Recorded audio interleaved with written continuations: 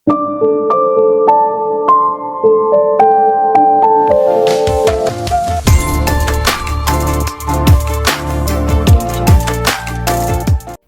பொண்ணோட கேஸுக்காக அதில் இந்த பீக் சம்மந்தப்பட்டிருக்கான். அதுக்காக தானே இங்கே நீங்கள் வந்து லாயராக ஜாயின் பண்ணியிருக்கீங்க அப்படின்னு சொல்லிட்டு ஹீரோயின் தப்பாக புரிஞ்சுக்கிறாங்க. இல்லை, அதுக்கான கிளாரிட்டி கொடுக்கணும் அப்படிங்கிறதுக்காக ஹீரோ பின்னாடி வராங்க. அப்போ தான் நேரில் பார்த்து சாரா கிட்ட பேசணும் அப்படிங்கிறதுக்காக பீக்கும் வந்திருப்பா. நீ என்னை யூஸ் பண்ணிக்கிட்டே, இப்போ நான் உன்னை யூஸ் பண்ணிக்கிறேன் அப்படிங்கிற மாதிரி நம்ம ஹீரோவை ஹீரோயின் கிஸ் பண்ணிடுவாங்க. இதை பீக்கும் பார்த்துடுவான். இதுக்கப்புறம் என்ன நடந்தது அப்படிங்கிறத நம்ம கண்டினியூவாக பார்த்துடலாங்க. அதுக்கு முன்னாடி என்னோட வாய்ஸ் ஓவர் நரேஷன் ஸ்டோரியெல்லாம் பிடிச்சிருந்தா லைக் பண்ணிட்டு பாருங்க. அப்படி உங்கள் ஃப்ரெண்ட் அண்ட் ஃபேமிலி கூட ஷேர் பண்ணிக்கோங்க. இது வரைக்கும் யாராவது சப்ஸ்கிரைப் பண்ணால் பார்த்துட்டு இருந்தீங்கன்னா மறக்காமல் சப்ஸ்கிரைப் பண்ணிக்கோங்க. ஆக்சுவலாக நம்ம ஹீரோயின் கிஸ் பண்ணலை. கிஸ் பண்ணுற மாதிரி அந்த பொசிஷனில் ஜஸ்ட் நின்றுப்பாங்க. ஆனால் கீழே இருந்து பார்த்துட்டு இருக்க பீக்குக்கு இவங்க 2 பேரும் கிஸ் பண்ணிட்டு இருக்கிற மாதிரி தான் தெரியும். அதனால டிரைவர் கிட்ட சொல்லுவான் கிளம்பலாம் அப்படின்னு சொல்லிட்டு. அங்கேருந்து கார் போனதுக்கப்புறம் நம்ம ஹீரோவை அதை நோட்டீஸ் பண்ணிட்டாரு. பீக் போயிட்டான் அப்படின்னு சொல்லிடுறாங்க. அதுக்கப்புறமா தான் ஹீரோயின் விலகி நிற்பாங்க. நீங்கள் தான் என்னை ஃபர்ஸ்ட் யூஸ் பண்ணிக்கிட்டீங்க, பீக்கை பற்றி தெரிஞ்சுக்கிறதுக்காக என் டீமில் வந்து வேலை செஞ்சீங்க, அதுதான் நானும் உங்களை யூஸ் பண்ணிக்கிட்டேன். அப்படிங்கிறப்போ இப்போ நானும் நீயும் கிஸ் பண்ணுற மாதிரி இந்த சீனை எதுக்கு நீ கிரியேட் பண்ண, அப்படி ஒரு பிம்பத்தை எதுக்கு பீக்கு கொடுத்து அவங்ககிட்ட காட்டிக்கணும்னு நினைக்கிறேன். அப்படிங்கிறப்போ அதான் சொன்னேன்ல, நான் உங்களை யூஸ் பண்ணிக்கிட்டேன். சாரா நீ நினைக்கிறியா நான் உன்னை யூஸ் பண்ணிக்கிறேன், அதுக்காக தான் இங்கே வேலைக்கு வந்து நினைக்கிறியா? ஆமாம், உங்களுக்கு அந்த 5 மெம்பர் சீக்ரெட் சொசைட்டியை பற்றியும் தெரிஞ்சிருக்கு. அதை பற்றி நீங்கள் எதுவுமே என்கிட்ட பேசலை. அது மட்டும் இல்லாமல் 3 பெரிய லா ஃபிர்ம்லேருந்து உங்களுக்கு ஆஃபர் வந்திருக்கு. ஆனால் அதை விட்டுட்டு என்னோட டீமில் வந்து ஒர்க் பண்ணுறதுக்கு ரெடியாக இருந்திருக்கீங்க. விக்டிம் பொண்ணோட கேஸை நீங்கள் தான் ஹேண்டில் பண்ணீங்க. அப்போ விசாரிக்கிறப்ப தான் ப்ரொஃபஸர் மேலேருந்து கீழே விழுந்துட்டாரு. சீரியஸாக இப்போ ஹாஸ்பிட்டல் இருக்காங்க. இந்த எல்லா பாயிண்ட்டும் பீக்கு கிட்ட தான் முடியுது. நான் பீக்கோட எக்ஸ் ஒய்ஃப். ஸோ என் மூலியமாக நீங்கள் பீக்கை பற்றி தெரிஞ்சுக்கிறதுக்காக தான் இங்கே வேலைக்கு வந்திருக்கீங்க. அப்படிங்கிற சமயத்தில் அவ்வளோதானா, நீ என்ன இப்படி தான் நினைக்கிறியா? சாரா நிஜமாவே உனக்கு புரியலையா? நான் ஏன் இங்கே வேலைக்கு வந்தேன்னு உனக்கு புரியலையா? நான் உனக்காக தான் அப்படின்னு சொல்லி ஆரம்பிக்கிறப்போ, இல்லை நான் எதையும் கேட்க விரும்பலை, எனக்கு இப்போ தான் புரியுது எதுக்கு 3 மாதம் வரைக்கும் டைம் கேட்டீங்க, அதுக்கு மேலேயும் என் கூட சேர்ந்து ஒர்க் பண்ணுறதுக்கு உனக்கு பிடிக்கல அப்படின்னா நான் போயிட்டேன் நீங்கள் ஏன் சொன்னீங்கன்னு எனக்கு இப்போ தான் புரியுது. ஆனால் 3 மாதம் வரைக்கும் காத்துட்டு இருக்க முடியாது. நான் இப்போ சொல்கிறேன், என்னோட டீம்லேருந்து நீங்கள் போக வேண்டிய டைம் வந்துருச்சு அப்படின்னு சொல்லிட்டு இவங்க பாட்டுக்கு வந்துடுவாங்க. வந்துட்டாலும் ஹீரோயினுக்கு ரொம்ப கஷ்டமாக இருக்கும். அதுக்கப்புறம் இவங்க வீட்டுக்கு வரப்போ அதுக்கு முன்னாடி இந்த பீக் வெயிட் பண்ணிட்டு இருப்பான். சாரா நீ உன்னை நம்பாதான், உன்னை யூஸ் பண்ணிட்டு இருக்கான். ப்ரொஃபஸரோட கேஸில் அவன் வந்து உன்னை வச்சு என்ன ஏதோ பண்ண பார்க்குறான். அப்படிங்கிற சமயத்தில் இதை பாருங்கள், நீங்கள் ஹீரோவை பார்த்து பயப்படுறீங்க அப்படின்னா அது உங்களுக்கும் ஹீரோக்கும் இருக்கிற பிரச்சனை. நல்லவன் மாதிரி காட்டிக்கிறதுக்கு நீ ஒன்றும் நல்லவன் கிடையாது அப்படின்னு சொல்லிட்டு இவங்க வந்துடுவாங்க. அடுத்த நாள் இந்த லா ஸ்கூல் கட்டுறது, இப்போ 4 பேர் தான் இருக்காங்க இல்லையா அந்த சீக்ரெட் சொசைட்டியில், அதை பற்றி எல்லாம் பண்ணிட்டு இருக்காங்க. அது மட்டும் இல்லாமல் பீக்கோட வீக்கஸ்ட் பாயிண்ட் வந்து அந்த ப்ரொஃபஸர் தான். அந்த ப்ரொஃபஸரை பற்றின பேச்செடுத்தா பீக் வந்து ஒரு மாதிரி டிஸ்டர்ப் ஆகிறா, பயப்படுறான் அப்படிங்கிறது நம்ம ஹீரோயினுக்கு புரிஞ்சு போச்சு. அந்த சமயத்தில் ஜுடிஷியரி கமிட்டியில் இருக்கிறவங்க இந்த லா ஸ்கூல் கட்டுறதுக்கான பில்லை பாஸ் பண்ணிட்டாங்க அப்படின்னு சொல்லிட்டு வந்து சொல்கிறாங்க லேடி டிடெக்டிவ். அது எப்படி ஈஸியாக பாஸ் பண்ணாங்க? கண்டிப்பாக பணம் விளையாண்டுருக்கு மேடம் அப்படின்னு சொல்கிறாங்க. அடுத்தது அப்படிங்கிற சமயத்தில் கண்டிப்பாக பொலிட்டிக்கல் ரீதியாகவும் இவங்களுக்கு வந்து சப்போர்ட் வேணும். அசம்பிளி மென்னோட சப்போர்ட் வந்து மெஜாரிட்டியாக கண்டிப்பாக வேணும். அதுக்காக தான் அந்த முக்கியமான பார்ட்டியில் தன்னையும் வந்து ஒரு அங்கமாக்கிக்கணும் அப்படின்னு சொல்லிட்டு இந்த பீக் நினச்சிக்கிட்டு இருக்கான். அப்படி முடியாட்டாலும் அங்கே இருக்கிறவங்களோட நம்பிக்கை சம்பாதிக்கணும்னு நினைக்கிறான் அப்படிங்கிறாங்க. அந்த பார்ட்டி வேற யாரோடதும் கிடையாதுங்க. ஒரு லேடி ரெப்ரஸன்டேட்டிவ் கிட்ட ஒரு வாட்டி பீக் வந்து பேசியிருப்பான் இல்லையா, அந்த பார்ட்டி தான். ஆமாம், அந்த பார்ட்டியோட லேடி ரெப்ரஸன்டேட்டிவ் கிட்ட பேசணும் அப்படின்னு சொல்லிட்டு நம்ம ஹீரோயின் நினைக்கிறாங்க. ஆனால் அவங்கள போய் டக்குன்னு பார்த்து பேசிட முடியாது. அவங்க வந்து ஒரு ஸ்பாக்கு வருவாங்க. ஆனால் அந்த ஸ்பாக்கு ஈஸியாக நம்ம ஹீரோயினால போக முடியாது. அங்கே வந்து விஐபி கஸ்டமராக இருக்கணும். என்ன பண்ணுறது ஏது பண்ணுறதுன்னு தெரியல. அதனால இதை பற்றி பேசுறதுக்காக மீ கிட்ட வராங்க. மீ கிட்ட அந்த மெம்பருக்கான பாஸ் வந்துட்டு இருக்கு, அதை காட்டுறப்போதும் விஐபி கார்டு இருக்கு. ரொம்ப தேங்க்ஸ் மீ அப்படிங்கிறப்போ, மேக்கப் கொஞ்சம் லைட்டாக கரெக்ட் பண்ணிக்கோ, ஏன்னா நீ என்னோட கார்டில் போகிற, பார்க்குறதுக்கு கொஞ்சம் ஏஜ்டு பர்சனாக தெரியணும் அப்படின்னு சொல்லி அனுப்பிச்சிக்கிறாங்க. நம்ம ஹீரோ நினச்ச மாதிரியே அங்கே வராங்க. அந்த லேடி ரெப்ரஸன்டேட்டிவ் கிட்ட பேசுகிறாங்க. நான் இவங்களை லேடி ஹெட்டுன்னு சொல்கிறேங்க. நம்ம சாரை எடுப்பில் ஒன்றும் பேச ஆரம்பிக்கிறது இல்லை, காமாக தான் ஆரம்பிக்கிறாங்க. மேடம் நான் வந்து உங்களோட பெரிய ஃபேன் மேடம், உங்களை பார்த்ததில் ரொம்ப சந்தோஷம், இந்த ஸ்பாக்கு தான் வருவீங்களா?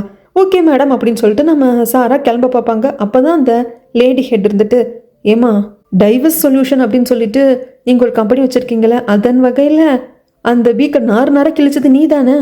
அந்த பீக்கு அவங்க ஒய்ஃப் வந்து மினிக்கு டைவர்ஸ் கொடுக்காம என்னென்னமோ பண்ணி அதை கடைசியில் எக்ஸ்போஸ் பண்ணி கரெக்டாக டைவர்ஸ் வாங்கி கொடுத்தது நீ தானே அப்படிங்கிறதுக்கு ஆமாம் மேடம் அப்படிங்கிறாங்க. சாரா வந்து தன்னோட பேரெல்லாம் சொல்லி அறிமுகப்படுத்திப்பாங்க. அதுக்கப்புறமாக யோசிச்சுக்கிட்டு இருப்பாங்க லேடி ஹெட்டு.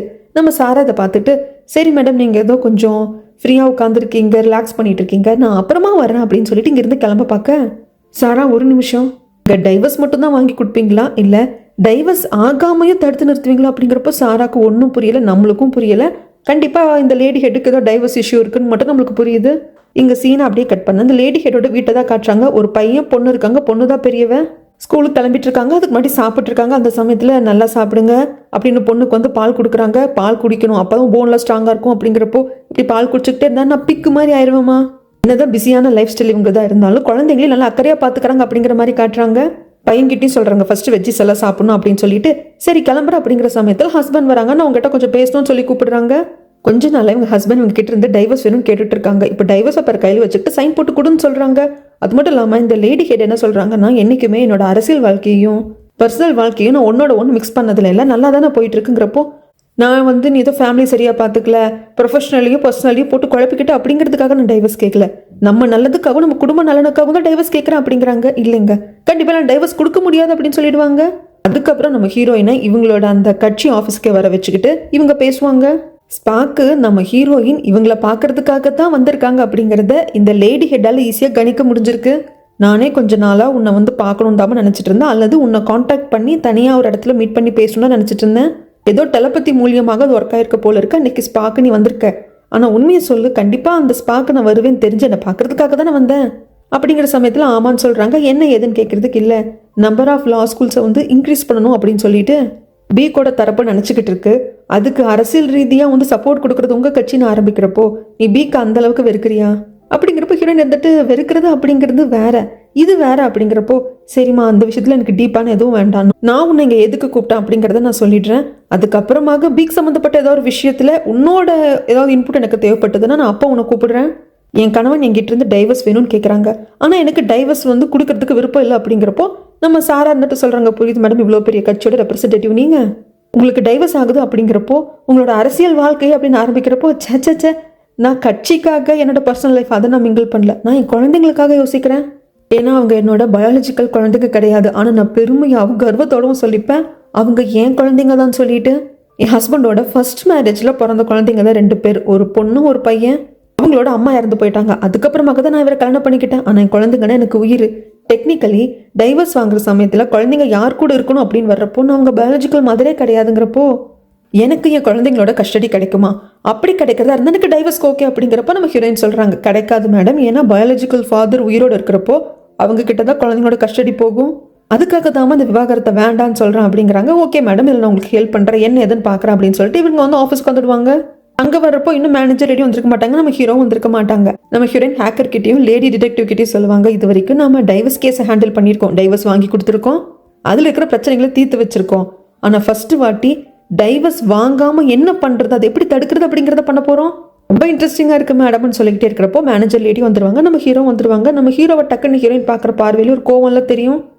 வந்துட்டீங்களா, வாங்க நம்ம எல்லாரும் கேஸை பற்றி டிஸ்கஸ் பண்ணலாம் அப்படின்னு சொல்லிட்டு ஹேக்கர் பையன் கூப்பிடுற சமயத்தில் இவர் இருக்கணுமா அப்படின்னு கேட்குறாங்க. ஆமாம், இவர் தான் நம்ம லாயர், கோர்ட்டுக்கு ஏதாவது போகணும் பண்ணணும் அப்படின்னா இவர் தான் வந்து போவார் மேடம், ஏன் இப்படி பேசுகிறீங்க, ஏதாவது பிரச்சனை அப்படின்னு கேட்குறப்போ அதெல்லாம் ஒன்றும் இல்லை, ஓகே நம்ம டிஸ்கஸ் பண்ணலாம் அப்படின்னு சொல்லிட்டு அந்த கட்சியோட அந்த லேடி ஹெட் இருக்காங்க இல்லையா, அவங்க ஃபோட்டோவை பார்த்ததுமே வாயை பிளந்துருவா மேனேஜர் லேடி.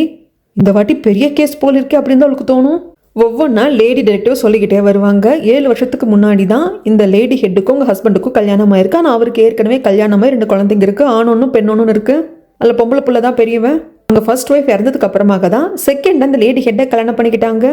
அது மட்டும் இல்லாமல் இந்த லேடி ஹெட்டோட ஹஸ்பண்ட் வந்துட்டு ஒரு கம்பெனியோட சிஇஓவாக இருக்காங்க. இவங்க மனைவியான லேடி ஹெட் அரசியல் வாழ்க்கையில் இருக்கிறதுனால அடிக்கடி இவங்களுக்குள்ள சின்ன கருத்து வேறுபாடுகள் இருந்துகிட்டு தான் இருக்குது. அது மட்டும் இல்லாமல் லேடி ஹெட்டோட ஹஸ்பண்டோட கம்பெனி டாப் 10ல லிஸ்ட் ஆயிருக்கு. இந்த சமயத்தில் எதுக்காக அவர் டைவர்ஸ்க்கு புஷ் பண்ணுறாரு அப்படிங்கிறது சுத்தமாக தெரியல, மற்றபடி வேற எந்த பிரச்சனையும் இருக்கிற மாதிரி தெரியல அப்படிங்கிறாங்க. லேடி ஹெட்டுக்கு டைவர்ஸ் பிரச்சனை கிடையாது, ஆனால் அப்படி டைவர்ஸ் நடந்தால் குழந்தைங்களோட கஸ்டடி உங்களுக்கு கண்டிப்பாக கிடைக்காது, ஏன்னா அந்த குழந்தைங்களோட பர்த் மதர் இவங்க கிடையாது.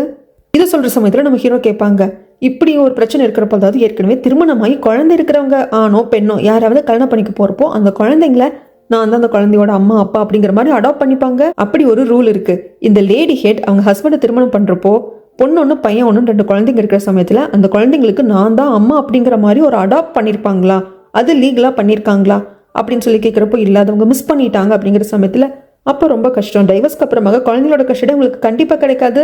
இப்போ டைவர்ஸ் அப்படிங்கிற ப்ரொசீஜர் போயிட்டாலே அந்த குழந்தைங்களும் இந்த லேடி ஹெட்டும் ஸ்ட்ரேஞ்சர்ஸ் மாதிரி மாறிடுவாங்க, அப்படிதான் லீகலாகவும் பார்ப்பாங்க அப்படின்னு சொல்கிறாங்க. இது நம்ம ஹீரோயினுக்கு தெரியாமல் இல்லை, ஹீரோயினுக்கு தெரியும். அதனால ஃபர்ஸ்ட் அவங்க ஹஸ்பண்ட் கிட்ட போய் நம்ம பேசி பார்க்கணும் அப்படின்னு சொல்கிறாங்க. என் கூட லேடி டிடெக்டிவ் ஹேக்கர் நீங்கள் 2 பேர் வாங்க, மற்றபடி மற்றவங்களாம் இந்த கேஸ்க்கான வேலையை பாருங்க அப்படின்றாங்க. நம்ம ஹீரோக்கு இன்னும் நம்ம மேலே பயங்கர கோவமாக இருக்கா போல இருக்கே, இப்படி சமாதானப்படுத்துறது அப்படின்னு சொல்லிட்டு தெரியாமல் இருக்கு. அதுக்கப்புறம் இவங்க 3 பேருமே அவங்க கம்பெனிக்கு வராங்க, லேடி ஹெட்டோட ஹஸ்பண்ட் கம்பெனிக்கு வராங்க. அந்த இடத்துல ஒரு சாமியார் உட்காந்துருக்காரு, ஒரு கல்ட்டு குரூப்போட பாஸ்டர்.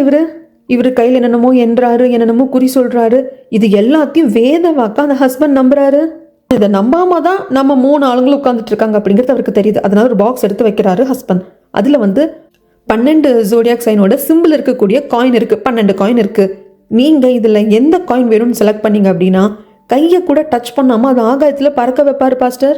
நீங்க இவரோட சூப்பர் பவரை ஃபர்ஸ்ட் புரிஞ்சுக்கணும், இறைவன் மேல நம்பிக்கை இருக்கணும். அப்படிங்கிறப்ப இதை பாருங்க, நாங்க இங்க இதுக்காக எல்லாம் வரல.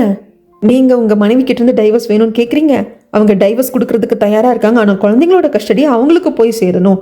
அப்படி நீங்க ஓகேன்னு சொல்லிட்டு டைவர்ஸ் கொடுத்துருவாங்க. அப்படிங்கிறப்போ அந்த ஹஸ்பண்ட்காரன் இந்த பாஸ்டரை பார்க்குறப்போ அவர் அப்படிங்கிற மாதிரி முகபவன் வச்சுப்பாரா, அதெல்லாம் முடியாது, பெரிய பிரச்சனை ஆகிறதுக்கு முன்னாடி ஒழுங்கா அவளை டைவர்ஸ் பேப்பர்ல அமைதியாக சைன் போட்டு போக சொல்லுங்க, குழந்தையோட கஷ்டம் கொடுக்க முடியாதுன்னு சொல்லிடுவாங்க.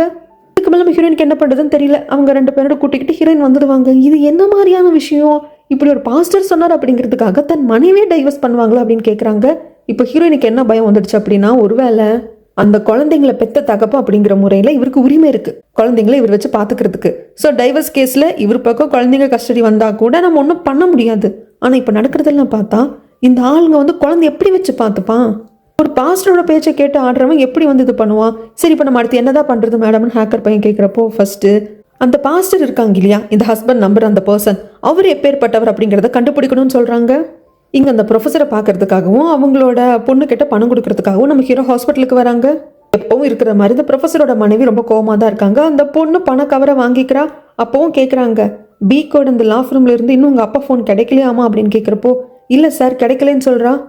5 பேர் கொண்ட சீக்ரெட் சொசைட்டி அப்படின்னு சொல்லிட்டு ஒன்று இருந்திருக்கு லா ஸ்கூல் கட்டுறதுக்காக. அதில் தான் உங்கள் அப்பாவும் சேர்ந்து நிறைய இன்வெஸ்ட் பண்ணியிருந்திருக்காரு. அதெல்லாம் நீங்கள் செக் பண்ணணும், நம்பணும் அப்படின்னா நீங்கள் என்ன நம்ப வேண்டாம், அவரோட பேங்க் அக்கௌண்ட்டை செக் பண்ணுங்க. அப்போவே உங்களுக்கு நிறைய உண்மைகள் புரிய வரும். அது மட்டும் இல்லாமல் 5 பேர் இருக்கிற அந்த சீக்ரெட் சொசைட்டி அப்படிங்கிறது நிறைய விஷயங்கள் இல்லீகலாக பண்ணியிருக்கு.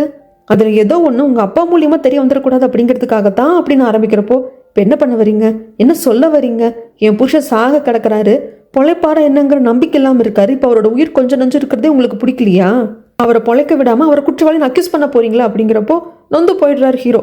போயிடலாம் போதும், இதுக்கு மேலே இவங்ககிட்ட பேசி என்ன பண்ணுறது அப்படிங்கிற சமயத்தில் டோர் கிட்ட போகிறப்போ இவருக்கு ஒன்று தோணுது, இதை பாருங்க, நீங்கள் எனக்கு திட்டுங்க, எனக்கு சாபம் கொடுங்க, எனக்கு பிரச்சனை இல்லை, ஆனால் என்ன நடந்தாலும் சரி கண்டிப்பாக நான் கண்டுபிடிச்சே தீருவேன். ப்ரொஃபஸர் நான் விசாரிக்கிறதுக்கு முன்னாடியே மேலேருந்து கீழே குதிச்சிருக்காரு அப்படின்னா அவர் அந்த நிலைமைக்கு தள்ளினது யாரு, நான் கண்டுபிடிச்சே தீருவேன் அப்படின்னு சொல்லிட்டு வந்துடுவாரு. ஆனால் லைட்டாக ப்ரொஃபஸரோட ஒய்ஃபுக்கு ஒரு கொளுத்தி போட்ட மாதிரி தான் ஆயிப்போச்சு. ஒருவேளை நம்ம ஹஸ்பண்ட் இவர் சொல்கிற மாதிரி இன்வெஸ்ட் பண்ணியிருப்பாரோ, அந்த 5 மெம்பர்ஸ் இருக்கிற சீக்ரெட் சொசைட்டியில் இவரும் ஒருத்தராக இருப்பாரோ அப்படிங்கிற மாதிரி ஒரு டவுட் வர ஆரம்பிச்சிருச்சு. இங்கே சீனை அப்படியே கட் பண்ணா இந்த கட்சியோட லேடி ஹெட்டை பார்க்கறதுக்காக பீக்கு வந்திருக்கான். பீக்கு பயங்கரமாக பேசுகிறான், பயங்கரமாக பிரெயின் வாஷ் பண்ணுறான். மேடம் 3 லா ஸ்கூல் வரணும், அதுக்கு நீங்கள் அப்ரூவ் மட்டும் கொடுத்துட்டீங்கன்னா போதும், பில் கூட ஜுடிஷியரி கமிட்டியில் பாஸ் பண்ணிட்டாங்க, ஆனால் பொலிட்டிக்கலி நீங்கள் அந்த சப்போர்ட் கொடுத்துட்டீங்கன்னா போதும், 3 புது லா ஸ்கூல் அப்படின்னா நம்ம நாட்டோட பொருளாதாரத்துக்கு நல்லது, நம்ம நாட்டோட குரோத்துக்கு நல்லது, அந்த கிரெடிட்டெல்லாம் நீங்கள் எடுத்துக்கலாம் மேடம். நீங்கள் ஜஸ்ட் 3 லா ஸ்கூல் கட்டுறதுக்கான அனுமதி மட்டும் கொடுங்க மேடம், அது போதும், நான் என் சொந்த காசை போட்டு கட்டிக்கிறேன் அப்படின்னு சொல்கிறான். ஆனால் லேடி ஹெட் எப்பேற்பட்ட டேலண்டான லேடி, இவங்களுக்கு தெரியாதா? அப்போது நீங்கள் என்ன சொல்ல வரீங்கன்னா 3 லா ஸ்கூல் கட்டிடுவீங்க, அதில் 2 எல்லார் கண் பார்வைக்கும் பொதுவாக இருக்கிற மாதிரி இருக்கும், ஆனால் அதில் 1 உங்களோட லா ரூம் எடுத்துக்கும் ஒரு லா ஸ்கூலில். அப்படி தானங்கிற சமயத்தில் இவன் அப்படியே கையை பணிஞ்சிக்கிட்டே இருப்பான். ஏன்னா அதுதான் டீலிங். 3 லா ஸ்கூல் கட்டுவாங்க, அதில் 1 ஃபுல் அண்ட் ஃபுல் இந்த மாமியார் வச்சிருக்கா இல்லையா லா ரூம், அவங்க அம்மா, அதாவது பீக்கோட அம்மா, அவங்க கண்ட்ரோலில் ஒரு லா ஸ்கூல் கண்டிப்பாக இருக்கும். என்னடா நம்ம கை காசு போட்டு 3 லா ஸ்கூல் கட்ட போகிறோம் அப்படின்னு சொன்னதுக்கு அப்புறமாக கூட அதில் 1 நீங்கள் கண்ட்ரோல் எடுத்துக்குவீங்களா அப்படின்னு சொல்லிட்டு கேட்குறாங்க. இதுக்கு என்ன பதில் சொல்கிறது அப்படின்னு சொல்லிட்டு பீக் யோசிச்சுட்டு இருப்பான். அப்போ இந்த லேடி ஹெட் என்ன சொல்லுவாங்கன்னா, இதை பாருங்க பீக், நான் எப்படிப்பட்ட பர்சன்ஸ் கூட சேர்ந்து ஒர்க் பண்ணக்கூடாதுன்னு நினைப்பேன் தெரியுமா, அவங்க மனைவி கிட்டேயே வக்கரமாக நடந்துக்கிறானுங்க பார்த்தியா, அந்த மாதிரி ஆளுங்களாம் நான் நம்பவே மாட்டேன் அப்படின்னதும் அப்படியே பீக்கோட முகமே ஒரு மாதிரி ஆயிடும். மூஞ்சில் அடிச்ச மாதிரி நம்ம சொல்லிட்டாலே அப்படிங்கிற மாதிரி தான் இருக்கும். இங்கே சீனை அப்படியே கட் பண்ணால் நம்ம ஹீரோயின் இவங்க 2 பேருக்கு ஒரு பொறுப்பு கொடுத்துருப்பாங்க. யாருக்கு? லேடி டிடெக்டிவ்க்கும் ஹேக்கருக்கும். அந்த பாஸ்டரை ஃபாலோ பண்ணுங்கன்னு சொல்லியிருப்பாங்க. அப்படி ஃபாலோ பண்ணிட்டும் வராங்க. இவர் ஒரு சர்ச்சை கட்டி வச்சிருப்பாரு, அதுக்கு முன்னாடி வரைக்கும் வந்துட்டாங்க. ஆனால் அங்கே கேமராஸ் எல்லாம் இருக்கிறத இவங்க லேடி டிடெக்டிவ் நோட் பண்ணிடுவாங்க. இதுக்கு மேலே எதுவும் பண்ண வேண்டாம், பிளான் பண்ணிட்டு வரலாமா அப்படின்னு சொல்லிட்டு ஹேக்கரை கூப்பிட்டு போயிடுவாங்க. இதை பற்றி எல்லாம் சொல்லுவாங்க. அந்த ஆள் அந்த சர்ச்சை கட்டியிருக்கான் அப்படின்னா அப்போ அந்த அளவுக்கு அவனுக்கு எங்கிருந்து காசு வருது அப்படிங்கிற மாதிரியான யோசனையும் வருது. அது மட்டும் இல்லாமல் நிறைய பேரை இவர் நடக்க முடியாதவரை நடக்க வச்சிருப்பாங்க, பேய் ஓட்டி இருப்பாங்க. நிறைய பேருக்கு அவ்வளோ சப்போர்ட்டிவாக இருந்திருப்பாரு. அந்த வீடியோஸ் எல்லாமே இங்கே அதாவது ஆன்லைன்லேயே வைரலாக இருக்குது. அது எல்லாத்தையும் பார்த்துட்டு இருக்காங்க. அதுக்கப்புறமாக எல்லாரும் சேர்ந்து டீம் டின்னர் வெளியே போகலான்ட்டு வந்ததுக்கப்புறம் இது எல்லாத்தையும் நம்ம ஹீரோ பார்க்குறாங்க. என்னது இது நாள் இப்படியெல்லாம் பண்ணுறாங்க, இதையெல்லாமா நம்புறாங்க, அது இந்த காலத்துலையா, அது 2025 அப்படின்னு சொல்லிட்டு கேட்குறாங்க. அப்போ தான் லேடி டிடெக்டிவ் சொல்லுவாங்க, உங்களுக்கு இன்னொன்று தெரியுமா, ஆக்சுவலாக இந்த லேடி ஹெட்டோட ஹஸ்பண்டை பார்க்கறதுக்காக போனப்போ அந்த பாஸ்டர் இருந்தார். அவர் முன்னாடி இந்த ஹஸ்பண்ட் ஒரு பாக்ஸ் எடுத்து வச்சாங்க. அதில் 12 காயின் இருந்தது. ஒவ்வொன்றும் ஜோடியாக் சைனோட அந்த சிம்பிள் இருந்தது. அதில் நாம் என்ன காயின் செலக்ட் பண்ணுறோமோ அதை அப்படியே ஆகாசத்தில் பறக்க வைப்பாராமா டச் பண்ணாமல். இது என்ன பிரமாதம், அதை நானே பண்ணுவேனே அப்படின்னு சொல்லிட்டு ஹீரோ சொல்லிடுவாங்க. 3 பேர் ஹீரோ அப்படியே பார்ப்பாங்க. உடனே பண்ணி காட்டுங்க அப்படின்னு சொல்லிட்டு ஒரு ரிங்கை எடுத்து ஹீரோ முன்னாடி வச்சு இந்த டேபிள் மற்ற எல்லாத்தையும் கிளியர் பண்ணிட்டு ரிங்கை மட்டும் வச்சுட்டு இங்கே கையை வந்து டச்சை பண்ண பறக்கவே இங்கே பார்ப்போம் அப்படின்னு சொல்கிறாங்க. நம்ம ஹீரோவும் என்னென்னமோ பண்ணுறாரு, முக்குறாரு, மொனங்குறாரு. கடைசியில் டச் பண்ணலை. இவர் 2 கை அப்படி விரிச்சு வச்சிருந்திருப்பாரு. சென்டர்லாம் அந்த ரிங் அப்படியே ஃப்ளோட்டிங் ஆகும். இந்தம்மா லேடி டிடெக்டிவ் உன் கையை நீட்டு அப்படிங்கிறப்போ அவங்களும் கையை நீட்டுவாங்க. இல்லை இந்த சான்ஸையும் மிஸ் பண்ணிட்டேன் அப்படின்னா நான் என்ன மாதிரி முட்டாள் வரையாவும் இருக்க முடியாது. சாரா நீ கையை நீட்டு அப்படின்னு சொன்னதும் அப்படியே அந்த ரிங்கை டச் பண்ணாமல் அப்படியே காற்றுல ஃப்ளோட்டிங் பண்ண வச்சே நம்ம ஹீரோயின் கையில் போட்டு விட்டுருவாரு. இதை பார்த்தது எல்லாருக்கும் ஷாக் ஆகிடும். அது மட்டும் இல்லாமல் இவர் கேப்பர் ஹேக்கர் எனக்கும் இந்த ட்ரிக்கை சொல்லிக் கொடுங்களேன் அப்படிங்கிறப்போ நீ அவ்வளோ க்யூரியஸாக இருந்தேன்னா எனக்கு ஒரு 500 ரூபாய் கூட சொல்லி கொடுக்குறேன் அப்படிம்பாங்க. எல்லாருக்கும் சிரிப்பு வந்துடும். இது ஒரு சின்ன மேஜிக் ட்ரிக் அப்படின்னா நிறைய பேருக்கு இன்சோம்னியா இருந்திருக்கு, அதை க்யூர் பண்ணியிருக்காங்க. மன அழுத்தம் இருக்கிறவங்களுக்கெல்லாம் க்யூர் ஆயிருக்குன்னு சொல்லியிருக்காங்களே அப்படிங்கிறப்போ நம்பிக்கை தான் எல்லாம். நம்மளுக்கு மனசு சரியில்லை, ரொம்ப டிப்ரெஷனாக இருக்கும் அப்படிங்கிறப்போ ஒரு சைக்காட்டிஸ்ட்டை போய் பார்க்குறோம். அவரை போய் பார்த்துட்டு வந்தாலே நம்மளுக்கு கொஞ்சம் ரெஃப்ரெஷிங்காக இருக்கும் இல்லையா. ஒரு ட்ரீட்மெண்ட் போயிட்டுருக்கு, நம்ம சரியாயிட்டு இருக்கோம் நம்புவோம் இல்லையா. அந்த நம்பிக்கையே நம்மளை குணப்படுத்தும். அதே மாதிரி தான் இந்த பாஸ்டர் கிட்ட நம்ம எல்லாத்தையும் சொல்றதுனாலையும் இவரோட ஆசீர்வாதம் நம்மளுக்கு கிடைக்கிறதுனாலையும் நம்மளோட பிரச்சனைகள் எல்லாம் தீருது அப்படின்னு சொல்லிட்டு மக்கள் நம்புறாங்க. அந்த நம்பிக்கை அது நடந்த மாதிரி அவங்களுக்கு காட்டுது. அந்த நம்பிக்கையால் அது நடக்கவும் செய்யுது. அவ்வளோதான் அப்படின்னு சொல்றாங்க. இது இவங்க எல்லாருக்கும் புரியதான் செய்யுது. அதுக்கப்புறம் சாப்பிட்டு இவங்க எல்லாரும் வீட்டுக்கு வரப்போ ஹீரோயின் தான் அவங்க நடந்து வந்துட்டு இருப்பாங்க. அப்போ நீ ரொம்ப அப்செட்டாக இருக்கே சாரா அப்படிங்கிறப்போ என்னை விட நீங்கள் தான் ரொம்ப அப்செட்டாக இருக்கீங்க. இந்த மேஜிக் ட்ரிக் எல்லாம் ஃபன்னியாக தான் இருந்தது, ஆனால் நீங்கள் ஏன் ரொம்ப அப்செட்டாக இருக்கீங்க அப்படின்னு சொல்லிட்டு ஹீரோ பார்த்து கேட்குறப்போ நம்ம சாரா தான் சொல்லிட்டாங்க இல்லையா, நீங்கள் இதுக்கப்புறம் எங்கள் டீமில் ஒர்க் பண்ணக்கூடாதுன்னு சொல்லிட்டாங்க. என்ன சொன்னாலும் சாரா புரிஞ்சுக்க மாட்டேன்றா. ஆனால் கடைசி ஒரு சான்ஸ் கேட்குறாரு. குற்றம் செஞ்சவனாவே இருந்தாலும் அவன் பக்கத்தில் நம்ம என்ன சொல்கிறான்னு கேட்கறதுக்கு கூட கோர்ட்டில் வந்து லாயர் வைப்பாங்க. நீ என்னை எக்ஸ்பிளைனே பண்ண விட மாட்டேன்ற, என் வீடு வரைக்கும் வந்து ஒரு கப் காஃபி குடிச்சிட்டு போ, நான் வந்து எல்லாத்தையும் உங்ககிட்ட சொல்கிறேன் அப்படிங்கிறப்போ அப்படியே சாரா பார்ப்பாங்க. நான் என்னம்மா சாப்பிடவாமா கூப்பிட்டேன், ஒரு கப் காஃபி தானே, நீ அதுக்காக வரலாம்ல அப்படின்னு சொல்கிறாங்க. சரின்னு சாராவும் வராங்க. அப்போ அங்கே ஒரு சின்ன ஸ்டாச்சு இருக்குங்க. இது நீ இன்னுமா வச்சிருக்க கீஜுன், இது நீ தூக்கி போடலையா அப்படிங்கிறதுக்கு நீ தூக்கி போட்டிருப்பிய சாரா அப்படிங்கிறாங்க. ஆமாம் நான் தூக்கி போட்டேன், நீ சோம்பேறி, தூக்கி போடுறது கூட சோம்பேறித்தனை படுறவன் தானே அப்படின்னு பேசிக்கிட்டே இருக்கிறப்ப இவர் ஒரு காஃபியை போட்டு கொண்டு கொடுத்துட்டு உள்ள வா சாரா அப்படின்னு சொல்லிட்டு இவர் ஒரு போர்டு மாதிரி வச்சிருப்பாரு இல்லைங்களா, இந்த கேஸை பற்றின டீட்டெயில்ஸ் எல்லாத்தையும் வச்சிருப்பாரு இல்லையா, அங்கே கொண்டு வந்து காட்டுறாரு. அதை பார்க்குறப்ப வந்துட்டு என்னது அப்படிங்கிற மாதிரி தான் இருக்கும் சாராக்கு. ஹீரோ வந்து எக்ஸ்பிளைன் பண்ணுறாங்க. இந்த விக்டிம் பொண்ணு இறந்து போகிறதுக்கு முன்னாடி இந்த ப்ரொஃபஸருக்கு கால் பண்ணியிருக்கா. அதை வச்சு அந்த ப்ரொஃபஸரை நான் விசாரிக்கிறதுக்கு கூப்பிட்டேன். என் விசாரணைக்கு அவர் ஒத்துழைக்கல. அவர் வந்து மேலேருந்து கீழே வந்து சூசைட்க்கு ட்ரை பண்ணார். இப்போ ஹாஸ்பிட்டல் இருக்காரு. இந்த ப்ரொஃபஸர் தான் அந்த 5 மெம்பர்ஸ் இருக்கக்கூடிய சீக்ரெட் சொசைட்டியோட 5வது மெம்பர். இப்போ இவர் இல்லாததுனால 4 மெம்பர் இருக்கிற சீக்ரெட் சொசைட்டியாக தான் இப்போ அது இருக்கு. அது மட்டும் இல்லாமல் அந்த இறந்து போன விக்டிம் பொண்ணு நீ ஜெயிலுக்கெல்லாம் போனதுக்கு அப்புறமாக மினியை கல்யாணம் பண்ணிக்கிறதுக்காக ப்ரொபோசல் பார்ட்டின்னு ஒன்று வச்சிருந்தான் இந்த வீக்கு. அங்கே வந்துட்டு இவன் என்னை ஏமாத்திட்டான் அப்படின்னு சொல்லிட்டு இந்த விக்டிம் பொண்ணு கத்தி கதறிட்டு இருந்தா. ஆனால் யாருமே செவி மடுக்கலை. அடுத்த நாள் பார்த்தா இந்த பொண்ணு ஏதோ சூசைட் பண்ணுறதுக்காக கார் முன்னாடி பாஞ்சு இறந்து போயிட்டா அப்படிங்கிற நியூஸ் வந்துச்சு. சொல்லிட்டே இருக்கிறப்போ ஒரு நிமிஷம் இருங்க கீஜோன், அப்போ இந்த விக்டிம் பொண்ணுக்கும் என் புருஷனுக்கும் பழக்கம் இருக்கா அப்படிங்கிற பழக்கம் அப்படின்னா தெரிஞ்சவங்க அப்படிங்கிறதையும் தாண்டி அப்படிங்கிறாங்க. அப்போ பீக்குக்கும் இந்த விக்டிம் பொண்ணுக்கும் அஃபேர் அப்படின்னு கேட்குறப்போ நம்ம ஹீரோ ஆமான்னு சொல்லிடுறாங்க. அது மட்டும் இல்லாமல் இந்த ப்ரொஃபஸர் வந்து சூசைட் ட்ரை பண்ண கேஸு, இந்த பொண்ணு இறந்து போனது சூசைட் தான் அப்படின்னு அந்த கேஸு க்ளோஸே ஆயிடுச்சு. இந்த ரெண்டுமே வந்து பீக்கோட கனெக்ட் ஆகுது. ஆனால் இது எல்லாம் வந்து காரணம் கிடையாது நான் உன் டீமில் வந்து சேர்ந்து வேலை செய்கிறதுக்கு. அதுக்கு காரணம் நீ தான் சாரா. 9 வருஷத்துக்கு அப்புறமாக உன்னை நான் எதர்ச்சியாக அந்த பிளாஸ்டிக் சர்ஜனோட கேஸில் தான் பார்த்தேன். அவரோட ஹாஸ்பிட்டல் இருந்து சீஸ் பண்ணிட்டு போகிறப்போ அவருக்கு சாதகமாக வாதாடுற லாயரானு நான் பார்த்தேன். அதுக்கப்புறமாக என்னென்னமோ நடந்து போச்சு, எனக்கும் என்னென்னமோ நடந்து போச்சு. நான் ஒர்க் பண்ணிட்டு இருந்த லா ஃபார்ம்லேருந்து நான் வெளியே வர வேண்டியதாக போயிடுச்சு. இதுக்கப்புறம் நான் ப்ராசிக்யூட்டராக இருக்க முடியாமல் போயிடுச்சு. பெரிய பெரிய லா ஃபார்ம்லேருந்து என்னை கூப்பிட்டுருந்தாலும் உன்னோட டீமில் வந்து ஒர்க் பண்ணணும்னு எனக்கு தோணுச்சு. அதுக்கு காரணம் நீ தான் அப்படிங்கிற சமயத்தில் நம்ம ஹீரோயினுக்கு புரியுது, ஹீரோக்கு நம்ம மேலே ஒரு விருப்பம் இருக்குது. அந்த விருப்பம் வந்து எங்கேயும் வந்து மாறாமல் இருக்குது. அதனால தான் இவர் நமக்காக வந்திருக்காரு அப்படிங்கிறது புரியுது. ஆனால் இப்போ அதை விட முக்கியமான விஷயம், நாம் 2 பேர் ஒருத்தரை மாற்றி ஒருத்தர் யூஸ் பண்ணிக்கலாம் அப்படிங்கிறாங்க. மறுபடியும் ஏன் அப்படி பேசுகிறேன்னு கேட்குறப்போ இல்லை, என்ன வந்து செய்யாத தப்புக்கு இந்த பீக் ஜெயிலுக்கு அனுப்பிச்சான். அவனை எந்த வகையில் ஜெயிலுக்கு அனுப்ப முடியும் அப்படின்னு சொல்லிட்டு நான் யோசிச்சுக்கிட்டே இருந்தேன். எனக்கு எதுவுமே கிடைக்காம இருந்தது. ஆனால் இப்போ இந்த கேஸில் இவன் குற்றவாளினா கண்டிப்பாக இவனை வந்து எனக்கு ஜெயிலுக்கு அனுப்ப முடியும். இவன் பண்ணாத குற்றத்துக்கு இல்லை, பண்ண குற்றத்துக்கே நான் அனுப்ப முடியும். அதுக்கு நம்ம 2 பேர் சேர்ந்து ஒரே டீமாக வேலை செய்ய போகிறோம் அப்படின்னு சொல்லிட்டு அகைன் பேட்சப் ஆயிக்கிறாங்க. இங்கே இந்த மேனேஜர் லேடியை பிக்கப் பண்ணுறதுக்காக இந்த பிக்கு வருவான். காரில் போயிட்டே இருக்கிறப்போ ஏதாவது முக்கியமான நியூஸ் இருக்கா அப்படின்னு சொல்லிட்டு கேட்பான். எங்கே போயிட்டு இருக்காங்க அப்படின்னா அவங்க டீமில் ஒர்க் பண்ணுறாங்க இல்லையா, சொல்யூஷன் டீம், அங்கே தான் ட்ராப் பண்ணுறதுக்காக. ஆமாம், ஒரு லேடி வந்தாங்க, ஒரு பெரிய பார்ட்டியோட ரெப்ரசன்டேட்டிவ் லேடி. உங்களுக்கு டைவர்ஸ் வேண்டாம், டைவர்ஸை வந்து ஸ்டாப் பண்ணும் அப்படிங்கிற மாதிரி கேட்டிருக்காங்க. அப்படின்னு சடான பிரேக் போடுவான். திக்குனாயிடு மேனேஜருக்கு. என்னடா பண்ணுற அப்படின்னு சொல்லி கேட்குறப்போ, இதை பாரு, நீ வந்து கார் விட்டு இறங்கு, ஒரு முக்கியமான வேலை, நான் அதை முடிச்சுட்டு வந்து உன்னை நான் பார்க்குறேன் அப்படின்னு சொல்லி பாதி வேலையில் இறக்கி விட்டு போயிடுவான். இவனுக்கு இது மிகப்பெரிய ட்ரம்ப் கார்டு தானே. அப்போது அவங்க ஹஸ்பண்டுக்கும் இவருக்கும் டைவர்ஸ் ஆக போகுது அந்த ஹெட் லேடிக்கு.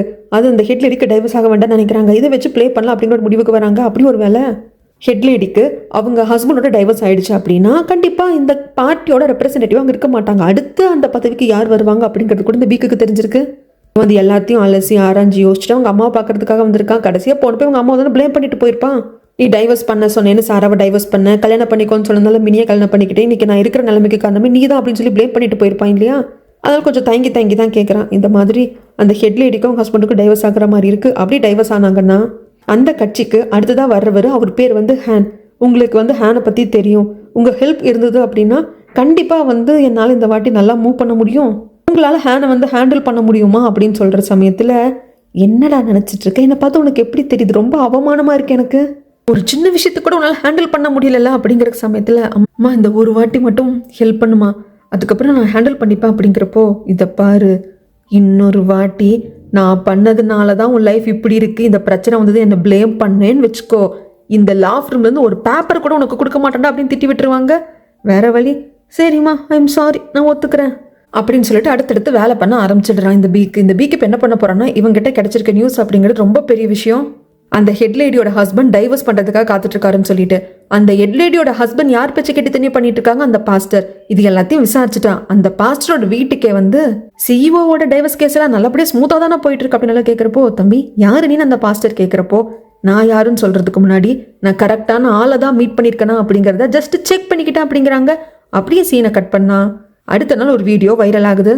இந்த பாஸ்டர் வேற யாரோ கூட உட்காந்து பேசிட்டு இருக்காரு. ஒரு ரெஸ்டாரண்ட் மாதிரி இருக்கு. அங்க இருக்கக்கூடிய ஒரு சீக்ரெட் ஃபுட்டேஜ், அந்த சிசிடிவி கேமரோட ஃபுட்டேஜ் இப்போ ரிலீஸ் ஆயிருக்கு. அதில் இந்த பாஸ்டர் என்ன சொல்லியிருக்கான் அப்படின்னா, இந்த மாதிரி அந்த பார்ட்டியோட அந்த ரெப்ரசன்டேட்டிவ் லேடி, அந்த ஹெட் லேடி வந்து ரொம்ப பாவம், அடுத்து பிரசிடென்ட் எலெக்ஷனுக்கு நிற்கணும்னு ஆசைப்படுறான். அதுக்காகவும் சில கைடன்ஸ்க்காகவும் என்னை வந்து பார்க்குறான். அவன் என்னோட ஃபாலோவர். நம்ம எப்பவுமே வாழ்க்கையில ரொம்ப உயரமான இடத்துக்கு போகிறப்போ நம்ம லோன்லி ஆயிடுவோம். அந்த பொண்ணுக்கு யாருமே இல்லை, அதனால நான் அவளுக்கு வந்து சப்போர்ட்டா இருக்கேன், அவளுக்கு நல்ல நல்ல அட்வைஸ் எல்லாம் கொடுத்துட்டு இருக்கேன் அப்படின்னு சொல்லியிருப்பாங்க. இது எல்லாத்தையும் இவங்க பார்த்துட்டு இருக்காங்க. அந்த பாஸ்டருக்கு ஆப்போசிட்ல ஒருத்தன் உட்காந்துருப்பான். அது யாருன்னு தெரியல. அந்த ஆள் கேட்குறான், ஒரு மென்டார் மாதிரியா சார் அப்படிங்கிறப்ப அந்த பாஸ்டர் அப்படியும் வச்சுக்கலாம் அப்படின்னு சொல்றாங்க. இப்போ இதெல்லாம் பார்த்துட்டு இருக்காங்களா. அப்பதான் ஹீரோ வருவாங்க. நம்ம ஹீரோயின், வாங்க கிஜன் வாங்க, இதை பாருங்க அப்படின்னு சொல்லிட்டு ஷோல்டரை பிடிச்சி கூப்பிடுவாங்களா. இது அப்படியே அந்த ஹேக்கர் பையன் பார்ப்பான். என்னடா ரொம்ப க்ளோஸ் ஆகிட்டு இருக்கிற மாதிரி தெரியுது அப்படின்னு சொல்லி பார்ப்பான். இப்போ இந்த ஃபுட்டேஜ் எல்லாம் பார்த்ததுக்கப்புறம் இப்போ இந்த வீடியோ தான் வைரலாக போயிட்டு இருக்கு. இதை யாரு என்ன ரிலீஸ் பண்ணாங்க அப்படிங்கிற சமயத்தில் இது அந்த ரெஸ்டாரண்ட் ரூம்ல இருக்கக்கூடிய சிசிடிவி கேமரா அந்த ஃபுட்டேஜ் தான் ரிலீஸ் ஆயிருக்கு. அப்படிங்கிறப்போ யார் ரிலீஸ் பண்ணியிருப்பாங்க, அங்கே ஒர்க் பண்ணுற யாரோ ஒர்க்கை தான் ரிலீஸ் பண்ணியிருக்காங்களா. இதெல்லாம் நம்புற மாதிரியா இருக்கு. ஏன்னா இந்த ஃபுட்டேஜில் இருக்கிற கண்டென்ட் ஒரு பெரிய கட்சியோட ரெப்ரசன்டேட்டிவ் லேடியா இருக்கிறவங்கள பத்தினது. அது சாதாரணமாக அங்கே ஒர்க் பண்ணுறவங்க இந்த மாதிரி ஃபுட்டேஜ் ரிலீஸ் பண்ணிடுவாங்களா, இல்லை இந்த பாஸ்டரும் இந்த மாதிரி விஷயத்த அங்கே கேமராலாம் இருக்கு அப்படிங்கிறதுக்காக பேசுவாங்களா. சரி, எந்த ரெஸ்டாரண்ட்ல இப்படி தனியாக உட்காந்து சாப்பிடுற அந்த டைனிங் ரூமுக்குள்ள கேமராஸ் இருக்கு, இது என்னமோ வாண்டடா பண்ண மாதிரியே இருக்கு அப்படிங்கிற மாதிரி கண்டுபிடிச்சிடுறாங்க. இங்க சீனை அப்படியே கட் பண்ண அந்த ஹெட்லேட் எதாவது காட்டுறாங்க. அந்த 2 குழந்தைங்களை கூப்பிட்டு ரெஸ்டாரண்ட்டுக்கு வெளியே வந்திருப்பாங்க. இந்த குழந்தைங்களோட பர்த் மதரோட இறந்த நாள் இன்னைக்கு. இந்த ஹெட்லேடி பக்கத்தில் ஒரு சேர் இருக்கும், அங்கே அவங்களோட ஃபோட்டோவும் இருக்கும். உங்கள் அம்மா எப்போவுமே நம்ம கூட தான் இருப்பாங்க, நீங்கள் எதுக்கும் கவலைப்படாதீங்க, நான் இருக்கேன்ல, சாப்பிடுங்க அப்படிங்கிற சமயத்தில் குழந்தைங்க முகம் ஒரு மாதிரி வாடி போயிருக்கு. ஏன், எதை பற்றி யோசிக்கிறீங்க, உங்கள் அப்பா வரலன்னு நினைக்கிறீங்களா அப்படிங்கிறப்போ அந்த பொண்ணு கொஞ்சம் திட்டுவா. அப்பாவை பற்றியே பேசாதம்மா, அந்த ஆளுன்னு ஆரம்பிக்கிறப்போ பார்த்து வார்த்தையே பேசுமா, உன் தம்பி உன்னை பார்த்து கற்றுப்பான், பெரியவங்களுக்கு மரியாதை கொடுத்து பேசு அப்படிங்கிற சமயத்தில் ஹெட்லேடிக்கு யாரோ கிட்ட இருந்து கால் வரும். மேடம் இந்த வீடியோ பாருங்க அனுப்பிச்சு வச்சிருப்பாங்க. அந்த குழந்தைங்க ஃபோனுக்கும் வருது. 3 பேரும் பார்க்குறாங்க, ரொம்ப அப்செட் ஆகிடுறாங்க. அப்பா தானே இந்த பாஸ்டர் கிட்ட போயிட்டு இருந்தாங்க, என்னம்மா இதெல்லாம் அப்படின்னு சொல்லிட்டு கேட்குறப்போ, இதை பாருங்க தங்கங்களா, நீங்கள் என் கூட இருக்கீங்க, எனக்கு அது போதும், இதை பற்றிலாம் எதுவும் யோசிக்காதீங்க, எல்லாத்தையும் அம்மா பார்த்துக்கிறேன் அப்படின்னு சொல்லி தைரியம் கொடுக்குறாங்க. இந்த விஷயம் இல்லை அந்த லேடி ஹெடோட ஹஸ்பண்டுக்கு மட்டும் தெரியாமல் இருக்குமா. பாஸ்டரை கூப்பிட்டு, என்ன பாஸ்டர் இப்படி மாற்றி சொல்லி வச்சிருக்கீங்க, என்னோட மனைவியான லேடி ஹெட் உங்களை பார்க்க வந்தாங்களா? என்னது இது எனக்கு ஒன்றும் புரியல. இந்த வீடியோவெல்லாம் காட்டி கேட்குறப்போ பாஸ்டர் அசால்ட்டா போய் சொல்லிடுறான், மகனே குழந்தாய் இது நீ நம்புறியா அப்படின்னு சொல்லி கேட்டுருவான். இதெல்லாம் வந்து எடிட்டிங்ல ஏதோ மேஜிக் பண்ணியிருக்காங்க அப்படிங்கிறப்போ எனக்கு தெரியும் சார், எனக்கு தெரியும் பாஸ்டர், நீங்க வந்து ரொம்ப நல்லவர், எவனோ ஒருத்தர் இந்த வேலையை பார்த்துருக்கான் அப்படின்னு சொல்றாங்க. அப்பதான் இந்த பாஸ்டர் யோசிச்சு பார்க்குறான், பீக் வந்து நைட் பேசியிருப்பான் இல்லையா, இதை தான் சொல்லியிருப்பான். இப்படி நான் சொன்னா எனக்கு என்னப்பா லாபம் அப்படின்னு கேட்குறப்போ அந்த பெரிய கட்சியோட ரெப்ரசன்டேட்டிவ் லேடியே உங்களுக்கு வந்து பேசியிருக்கிறாங்க, நீங்க அவங்களுக்கு மென்டாரா இருக்கீங்க அப்படிங்கிறப்போ இப்போ இருக்கிறத விட உங்க லெவல் இன்னும் கூடும். அது மட்டும் இல்லாம நிறைய பேர் உங்களை ஃபாலோ பண்றதுக்கும் வாய்ப்பு இருக்கு. அது மட்டும் இல்லாம ஒரு வேளை அந்த ஹெட் லேடி இதெல்லாம் நான் கிடையாது இது போய் அப்படின்னு சொல்லிட்டா கூட மக்கள் ஈஸியா நம்ப மாட்டாங்க. எப்படி பார்த்தாலும் உங்க பிசினஸ் லாபம் தான் அப்படின்னு சொல்லியிருப்பான். அதனால அவர் சொல்லியிருந்திருப்பாரு. இது எல்லாத்தையும் இந்த பாஸ்டர் யோசிச்சு பார்த்துட்டு, இதை பாருடா மகனே, உன் வாழ்க்கையில் இருக்கிற நெகட்டிவிட்டி எடுக்கிறதுக்காக நான் பயங்கர படாத பாடுபட்டுட்டு இருக்கேன். ஆனா உன் மனைவி கிட்ட இருந்து டைவர்ஸ் வாங்குறது ஏன் இவ்வளவு உனக்கு ஸ்ட்ரகிளா இருக்கு? அதையே நீ இன்னும் பண்ணாம இருக்க. டைவர்ஸ் மட்டும் வாங்கல அப்படின்னா அவ்வளவுதான், உன்னோட கம்பெனி எல்லாம் போயிடும் அப்படிங்கிறப்போ ப்ளீஸ் பாஸ்டர் அப்படி மட்டும் சொல்லாதீங்க. மனைவி கிட்ட இருந்து டைவர்ஸ் வாங்கணும் அப்படிங்கிற முடிவுக்கு வந்ததுக்கு அப்புறமாக என் கம்பெனி டாப் 10ல வந்துட்டு பிளேஸ் ஆயிருக்கு, எல்லாமே நல்லபடியா போயிட்டு இருக்கு அப்படின்னு சொல்லுவாங்க. இதுல இருந்து நம்மளுக்கு என்ன தெரிய வருதுன்னா, இந்த ஹஸ்பண்டோட கம்பெனி சரியா போகாம இருந்தப்போ இந்த பாஸ்டரை போய் மீட் பண்ணி இவங்களோட கல்ட் குரூப்ல சேர்ந்துக்க வேண்டிய வாய்ப்பு இவனுக்கு கிடைச்சிருக்கு. அதுக்கப்புறமாக இந்த பாஸ்டர் உன் மனைவி டைவர்ஸ் பண்ணாதான் உன்னோட கரியரும் கம்பெனி நல்லா இருக்கும்னு சொல்லி இருந்திருப்பான். அதுக்கப்புறம் தான் ஹெட்லேடி கிட்ட, அதாவது என் ஒய்ஃபான ஹெட்லேடி கிட்ட இந்த ஆள் டைவர்ஸ் கேட்டிருக்கான். அதுக்கப்புறம் கம்பெனி நல்லா போக ஆரம்பிச்சிருக்கு, டாப் 10ல பிளேஸும் ஆயிருக்கு. அப்ப இவன் கண்மூடித்தனமா என்ன நம்புறான்னா, தன் மனைவியை டைவர்ஸ் பண்ணிட்டோம் அப்படின்னு இன்னும் நல்லா இருப்போம்னு நம்புறான். அது இந்த பாஸ்டர் சொல்லி நடந்ததுனால கண்மூடித்தனமா நம்புறான். இங்க சீனை அப்படியே கட் பண்ணா இப்போ இந்த வீடியோஸ் எல்லாம் பார்த்துட்டாங்க இல்லையா ஹெட்லேடி, அவங்க கட்சியில அதுக்கான விளக்கத்தை கொடுக்கணும் இல்லையா, அதுக்காக வராங்க. அப்பா அங்க ஒருத்தர் இருப்பார் குருன்னு பார்த்துக்கிட்டு, இவர் சுப்ரீம் கவுன்சில்ல மெம்பரா இருக்கக்கூடியவர். இது ஏதாவது பிரச்சனையால ஹெட்லேடி இந்த கட்சியில இல்லாம போயிட்டாங்க அப்படின்னா அந்த இடத்துக்கு வரவர் இவர் தான் ஹேன். இவரை பத்தி பீக்கு கூட அவங்க அம்மா கிட்ட பேசியிருப்பாங்க இல்லையா. இப்போ ஹெட்லேடி வந்ததும் எல்லாரும் கேட்குறாங்க, என்ன மேடம் இது இந்த வீடியோவெல்லாம் பார்த்தீங்களா, இந்த பாஸ்டர் சொன்னது அப்படிங்கிறப்போ, இதை பாருங்க அது ஏதோ தவறுதலாக வந்துடுச்சு, எடிட்டிங்ல யாரோ என் மேலே அவதூறு போடுறதுக்காக போட்டுட்டாங்க, நான் அப்படியெல்லாம் போகலை, நான் அந்த கல்ட்டு குரூப்ல மெம்பரும் இல்லை அப்படிங்கிறாங்க. இன்னொருத்தர் என்ன சொல்றாருன்னா, நீங்க ஒருவேளை மெம்பராகவே இருந்தாலும் இல்லைன்னு பொய் சொல்லி தான் தீரணும், அதுதான் நம்ம கட்சிக்கு நல்லதுங்கிறப்போ எதுக்கு சார் பொய் சொல்லணும், நான் தான் இல்லை அந்த கல்ட்டு குரூப்ல நான் மெம்பர் இல்லை சார் அப்படிங்கிறாங்க. எல்லாரும் வந்துட்டு அப்போ ஓகே மேடம் ஒன்றும் பிரச்சனை இல்லைன்னு முடிச்சுடுறாங்க. அதுக்கப்புறமாக இந்த ஹெட்லேடியை பார்க்கறதுக்காக நம்ம ஹீரோயின் வந்திருப்பாங்க. அந்த வீடியோ பத்தி என்ன எதுன்னு கேட்கறதுக்கு ஹஸ்பண்ட் கிட்ட பேசினேன், யாரோ இந்த மாதிரி எடிட்டிங் பண்ணியிருக்காங்களா, மோஃபிங் பண்ற மாதிரி பண்ணியிருக்காங்க அப்படின்னு சொல்றாங்க. மேடம் எப்படி வேணா இருக்கட்டும், நீங்க அந்த கல்ட் குரூப்ல மெம்பரா கிடையாது, ஆனா உங்க ஹஸ்பண்ட் இருக்காரு, அந்த பாஸ்டர் சொல்றதுதான் வேத வாக்கு எடுத்து நடத்திட்டு இருக்காரு, அதனாலதான் உங்ககிட்ட டைவர்ஸே வாங்குற குறியோட இருக்காரு, நீ டைவர்ஸ் வாங்கினாதான் லைஃப் நல்லா இருக்கும் இந்த பாஸ்டர் உங்க ஹஸ்பண்ட் கிட்ட சொல்லி வச்சிருக்காங்க. இப்போ உங்க குடும்பத்தில் இருக்கிறது உங்க ஹஸ்பண்ட், அவருக்கு அந்த கல்ட் குரூப்ல மெம்பரா இருந்தாலும் அது உங்களுக்கும் டிராபேக்காக தான் அமையும். இந்த டைவர்ஸ் அந்த கல்ட் குரூப்ல உங்க ஹஸ்பண்ட் மெம்பரா இருக்கிறது ரெண்டுமே வெளி உலகத்துக்கு தெரியறதுக்குள்ள ஏதாவது பண்ணணும் அப்படிங்கிறப்ப ஹெட்லேடி என்ன பண்ண போறதுன்னு தெரியலையே அப்படிங்கிறாங்க. நாங்க பாத்துக்கிறோம் மேடம், ஃபர்ஸ்ட் அந்த பாஸ்டரை பார்த்துட்டு முழு விவரத்தை அவங்க கலெக்ட் பண்ணணும் அப்படின்னு சொல்லிட்டு நம்ம ஹீரோ உட்கார வச்சு 3 பேரும் அப்படியே ஹீரோ குறுகுறுன்னு பாக்குறாங்க. நானா சத்தியமா நல்ல முடியாது, எனக்கு வாதாட தான் தெரியும், நடிக்க வராது அப்படிங்கிறாங்க. ஏன்னா அந்த பாஸ்டர் ஒரு சர்ச் கட்டி வச்சிருக்காங்க இல்லைங்களா, அதுக்குள்ள போயிட்டு சில விஷயங்களை இவங்க ஆதாரமா எடுத்துக்கிட்டு வரும், வீடியோ ஃபுட்டேஜ் அங்கே நடக்கிறது என்ன எதுன்னு பார்க்கணும். அதுக்கு நம்ம ஹீரோ அனுப்புறதுக்காக தான் ட்ரை பண்றாங்க. நம்ம ஹீரோ பயங்கரம் பயப்படுறாரு, நான் செய்ய நடிக்க மாட்டேன், மாட்டிக்கிட்ட என்ன பண்றதுன்னு சொல்றாங்க. இவங்க 3 பேர் கன்வின்ஸ் பண்ணிக்கிட்டே இருப்பாங்க, நம்ம ஹீரோ கேட்கவே மாட்டாங்க. அப்ப கரெக்டா நீ வருவாங்க, என்ன கூப்பிட்டியே சாரா, எதுக்கு கூப்பிட்ட அப்படின்னு கேட்குறப்போ, நீங்க எப்பவுமே சொல்லுவீங்க இல்லையா, நீங்க ஒரு ஹீரோயின் ஆகணும்னு ஆசைப்பட்டீங்க அப்படின்ட்டு. ஆமா சாரா, இப்போ நடிக்கிறதுக்காக ஒரு வாய்ப்பு கிடைச்சிருக்கும் அப்படின்னு ஹீரோக்கு புரிஞ்சிருது. மீ கிட்ட பார்த்துட்டு, மீ தயவு செய்து உங்க பிளானுக்கு நோ சொல்லுங்க, என்ன பிளான்னு தெரியாதே, நோ சொல்லுங்கிறப்போ நான் நோ சொல்லிடுறேன், ஆனா பிளான் என்ன அப்படின்னு சொல்லிட்டு மீ சிரிச்சுட்டே கேட்பாங்களா. அவ்வளோதான், சொல்லி முடிச்சு போச்சு. ஹீரோ பர்மிஷனை யாரு கண்டுக்கிட்டா, இவங்க 2 பேரையும் அந்த சர்ச்சுக்குள்ள அனுப்புறாங்க. அன்னைக்கு நடக்கிற பிரேயர்ல நம்ம ஹீரோ லைட்டா பக்குன்னு உட்காந்துட்டு இருப்பாங்க. இவங்க மீ பார்வை திறன் இல்லாதவங்க மாதிரி கண்ணடையெல்லாம் போட்டு உட்காந்துருப்பாங்க. இன்னைக்கு இந்த பிரார்த்தனை கூட்டத்துக்கு புதுசாக வந்தவங்க யாரு அப்படிங்கிறப்போ நம்ம ஹீரோவும் மீயும் எழுந்து நிற்கிறாங்க. இன்னும் சில பேர் எழுந்து நிற்பாங்க. நீங்களாம் யார் கூட வந்திருக்கீங்க, என்ன பிரச்சனை அப்படின்னு கேட்குறப்போ, ஹீரோட டர்ன் வர சமயத்தில் நான் என் சிஸ்டரோட வந்திருக்கேன், சிஸ்டரால் பார்க்க முடியாது, ஒரு ஆக்சிடென்ட்ல கண் பார்வை போயிடுச்சு, எல்லாரும் உங்க அருமை பெருமை பற்றி சொன்னாங்க, அதனால தான் இந்த பிரார்த்தனை கூட்டத்தில் கலந்துக்கிட்டேன் அப்படிங்கிறாங்க. சரிங்க உட்காருங்க அப்படின்னு சொல்றாங்க. இவங்க கண்ணு தெரியாதவங்க மாதிரி தானே நடிக்கணும் மீக்கு, ஆனால் மீ அப்படி நடிக்கிறதுல. இதை பாருங்க, எப்பவுமே ஸ்ட்ரெயிட்டாகவே பாருங்க, ஒரு பதட்டமாகவே இருங்க, தயவு செய்து நடிக்க தெரியாமல் நடிச்சு காட்டி கொடுத்துடாதீங்க அப்படிங்கிறப்ப இருந்துட்டு ஓகே நான் கரெக்டாக இருந்துக்கிறேன் அப்படிங்கிறாங்க. நம்ம ஹீரோ ஒரு ஷர்ட் பட்டன்லேயே கேமரா ஃபிக்ஸ் பண்ணியிருப்பாங்க. வெளியே தான், இந்த சர்ச்சுக்கு வெளியே தான் காரில் நம்ம ஹீரோயின் லேடி டிடெக்டிவ், ஹேக்கர் பையன் எல்லாரும் வெயிட் பண்ணிட்டு இருப்பாங்க.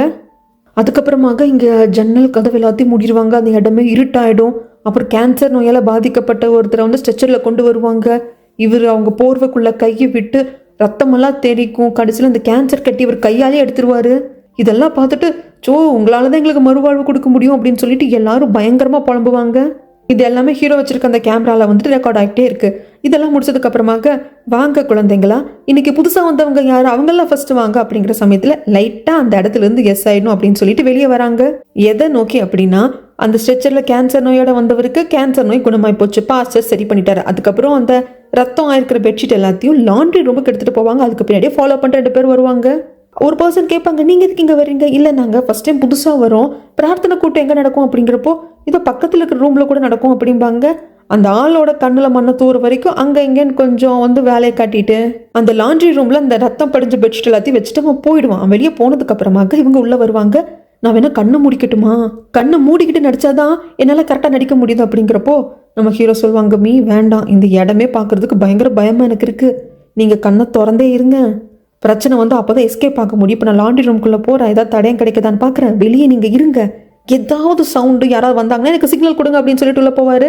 இவர் உள்ளே போயிட்டு அந்த ரத்தக்கரை இருக்கிற பெட்ஷீட் அந்த ஒரு வீடியோ எடுத்துக்கிறாங்க. அதுக்கப்புறம் ஒரு கேன்சர் நோயவே கையில் எடுத்துட்டு அந்த கேன்சர் கட்டி கையில் எடுத்துட்டேன்னு சொல்லியிருப்பாங்க இல்லையா, அது எல்லாத்தையும் வீடியோ எடுத்துக்கிறாரு. ஆனால் அதுக்குள்ளே போனவன் திரும்பி வந்துடுவான். இது மீ பார்த்துருவாங்க. கையில் ஸ்டிக் வச்சிருப்பாங்க இல்லையா, இவங்க பிளைண்ட் பர்சன் மாதிரி நடிக்கிறாங்க. அந்த ஸ்டிக்கை வச்சு கதவை தட்டிடுவாங்க. உள்ளே இருக்கிற நம்ம ஹீரோ அலர்ட் ஆகிட்டாங்க, யாரோ வராங்க அப்படின்னு சொல்லிட்டு. இந்த ஆள் அப்படியே மீயை பார்ப்பாங்க. எனக்கு எங்கே போகிறதுன்னு தெரியல, என் பிரதர் என்னை எங்கே விட்டு போனான்னு தெரியல, யாராவது இருக்கீங்களா அப்படின்னு கேட்குறப்போ, சரி உங்கள் பிரதருக்காக வெயிட் பண்ணுறாங்க போல இருக்குது, கண்ணு தெரியாதவங்க தான் அப்படின்ட்டு பாட்டுக்கு லாண்ட்ரி ரூம்குள்ளே வருவான். அங்கே இருக்கிற சில திங்ஸ் எல்லாத்தையும் கிளியர் பண்ணிகிட்டே இருப்பானா, அதையும் வந்து வீடியோ எடுத்துக்கணும் அப்படிங்கிறதுக்காக ஒரு ஷர்ட்டில் இருக்கிற அந்த கேமரா மூலியமாக வீடியோ எடுத்துக்கிட்டே இருப்பார். அப்போ லைட்டாக அங்கே இருக்கிற ஏதோ ஒரு ஸ்டாண்டை தட்டி விட்டுருவார்.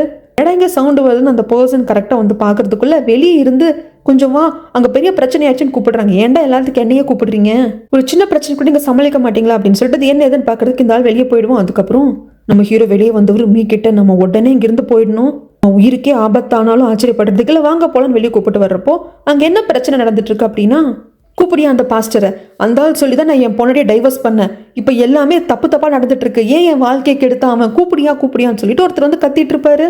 இங்கே வேலை செய்கிறவங்கெல்லாம் அந்த ஆளை வந்து இழுத்து வெளியே வந்து கொண்டே விட்டுடலாம் அப்படின்னு சொல்லிட்டு கூப்பிட்டு போயிட்டே இருக்கிறப்போ, இதுதான்டா சாக்குன்னு சொல்லிட்டு நம்ம ஹீரோவும் மீயும் அப்படியே வர பார்ப்பாங்க. இவங்க கொஞ்சம் சந்தேகப்படும்படியாக இருக்காங்களே அப்படின்ட்டு அந்த ஆளுக்கு புரிஞ்சு போயிடுச்சு. என்ன ஸ்டிக்கை வச்சு சரியாகவே நடக்க மாட்டாங்க மீ, அப்பட்டமாக மாட்டிக்கிற மாதிரி இருக்கு, ஒரு நிமிஷம் இருங்க அப்படின்னு சொல்கிறப்போ நடிக்கிறதுக்காக வணக்கங்க அப்படின்னு சொல்லி வைக்கிறாங்க. வணக்கம் இருக்கட்டும், இவங்களால பார்க்க முடியாது தானே அப்படின்னு செக் பண்ணுறாங்க. அப்போல்லாம் நம்ம மீ கரெக்டாக தான் நின்றுக்கிறாங்க.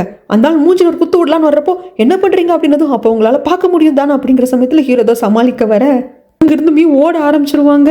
புடிங்கடா, இவங்க இங்கே பிரச்சனை பண்ண வந்திருக்காங்க, அவங்கள புடிங்கடா அப்படிங்கிறப்போ அங்கே பிடிக்க வரவங்க கிட்ட சண்டை போட்டு என்னென்னமோ பண்ணி கடைசியில் அப்படியே வெளியே ஓடி வந்து நம்ம ஹீரோயின் காரை ரெடியாக வச்சுருக்காங்க. எப்படியோ ஏறி தப்பிச்சிட்டாங்க. ஆனால் த்ரில்லிங்காக இருக்கா மீக்கு. ஆனால் ஹீரோ தான் பாவம், என்னதான் உங்களுக்கு த்ரில்லிங்காக இருந்தாலும் நீங்கள் என்னை தனியாக விட்டுட்டு ஓடி வந்துட்டீங்க அப்படிங்கிறாங்க. அதுதாங்க த்ரில்லு அப்படின்னு மீ சொல்லுவாங்க. இந்த எக்ஸ்பீரியன்ஸ் பயங்கரமாக இருக்கல அப்படின்னு சொல்லிட்டு எல்லாரும் ரொம்ப சந்தோஷப்படுவாங்க. டே, உயிரை கையில் பிடிச்சிட்டு வந்தது நான்டா, எனக்கு தான்டா தெரியும் அப்படிங்கிற மாதிரி தான் ஹீரோக்கு இருக்கும்.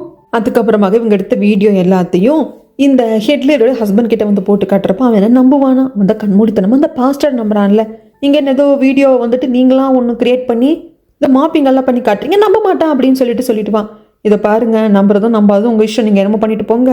ஆனால் அந்த பாஸ்டர் வந்து ஒரு ப்ரெஸ் கான்ஃபரன்ஸ் வைக்கணும், நான் வந்து இந்த கட்சியோட அந்த ரெப்ரஸன்டேட்டிவாக இருக்கிற அந்த ஹெட்லேடிக்கும் எனக்கும் சம்மந்தம் இல்லை, நான் அவங்களோட மென்டார் இல்லைன்னு சொல்லணும் அப்படிங்கிறப்போ, என்னம்மா அவர் பாஸ்டர்மா, நான் அவருக்கு ஆர்டர்லாம் போட முடியாது.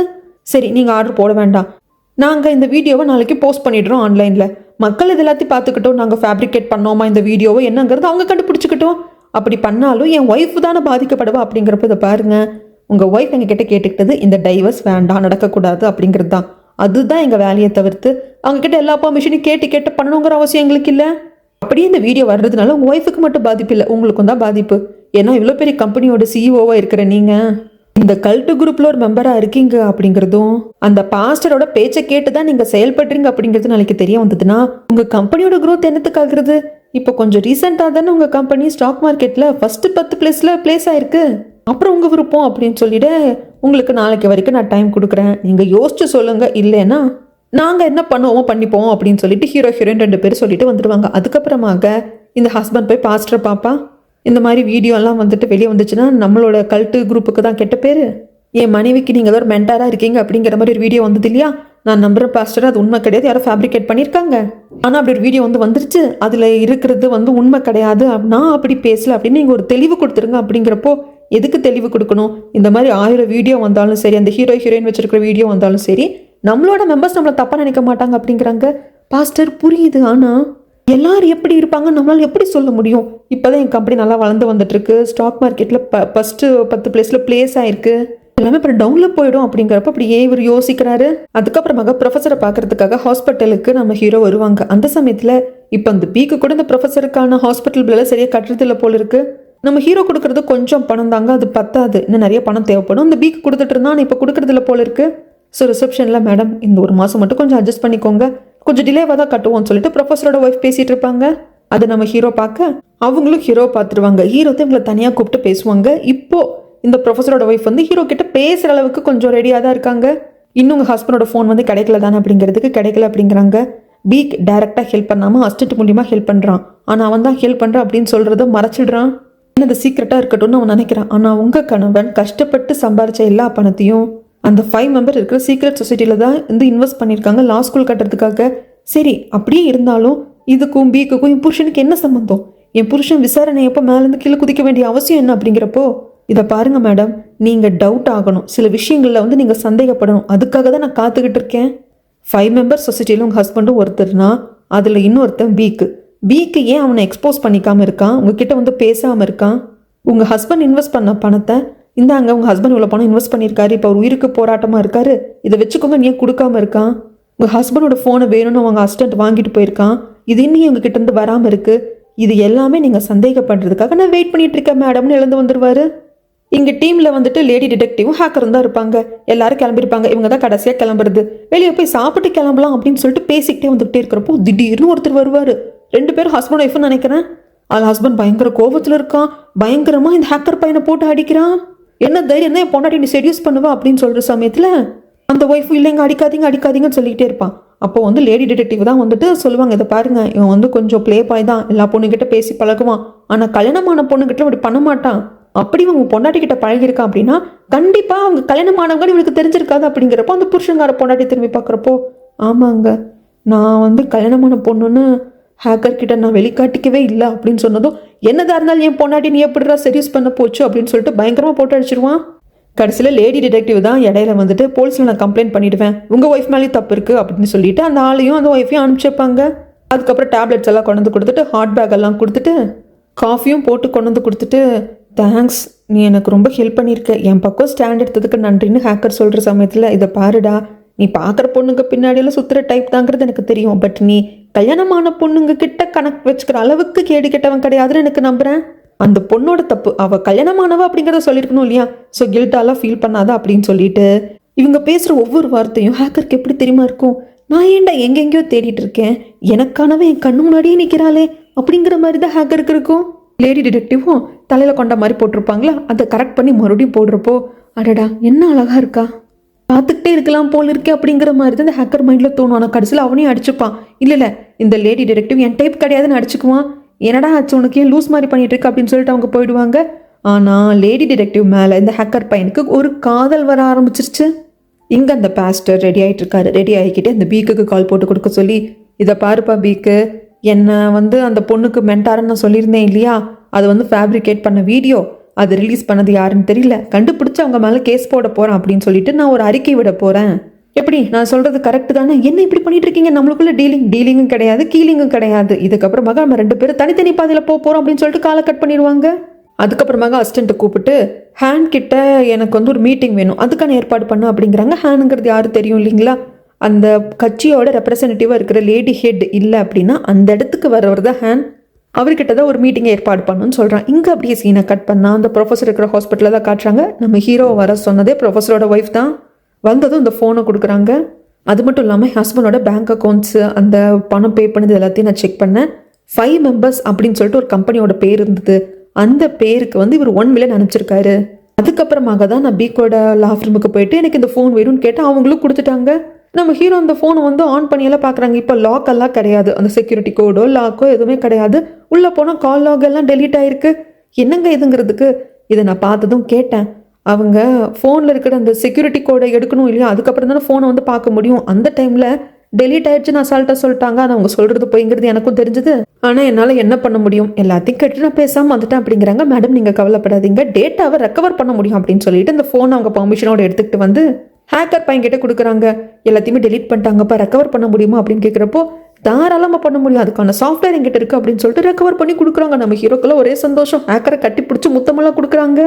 அதுக்கும் மேலே எனக்கு வர்ற போனஸையும் நான் உனக்கு கொடுக்குறோம் அப்படின்னு சொன்னது ஹேக்கருக்கு ரொம்ப சந்தோஷம். சரி சரி, இதுக்கப்புறம் என்ன ஃபைலு என்ன இருக்கோ நீங்கள் இந்த ஃபோனில் இருக்கிறது எல்லாத்தையும் பார்த்துக்கலாம். ஆனால் உங்கள் போனஸை கொடுக்குறேன்னு சொல்லியிருக்கீங்க, அதை மட்டும் மறந்துடாதீங்கன்னு சொல்லிட்டு ஹேக்கர் பையன் போயிடுவாங்க. அதுக்கப்புறம் நம்ம ஹீரோயினும் பார்க்க ஆரம்பிக்கிறாங்க. அவர் நம்ம ஹீரோ வந்து இன்வெஸ்டிகேட் பண்ணுறதுக்காக கூப்பிட்டுருப்பாங்க இல்லையா ப்ரொஃபஸரை, அவர் அங்கேருந்து மேலேருந்து கீழே குதிக்கிறதுக்கு முன்னாடி கடைசியாக அவருக்கு வந்து ஒரு ஃபோன் கால் வந்திருக்கு. யார்கிட்ட இருந்துன்னா பிக் கிட்ட இருந்து.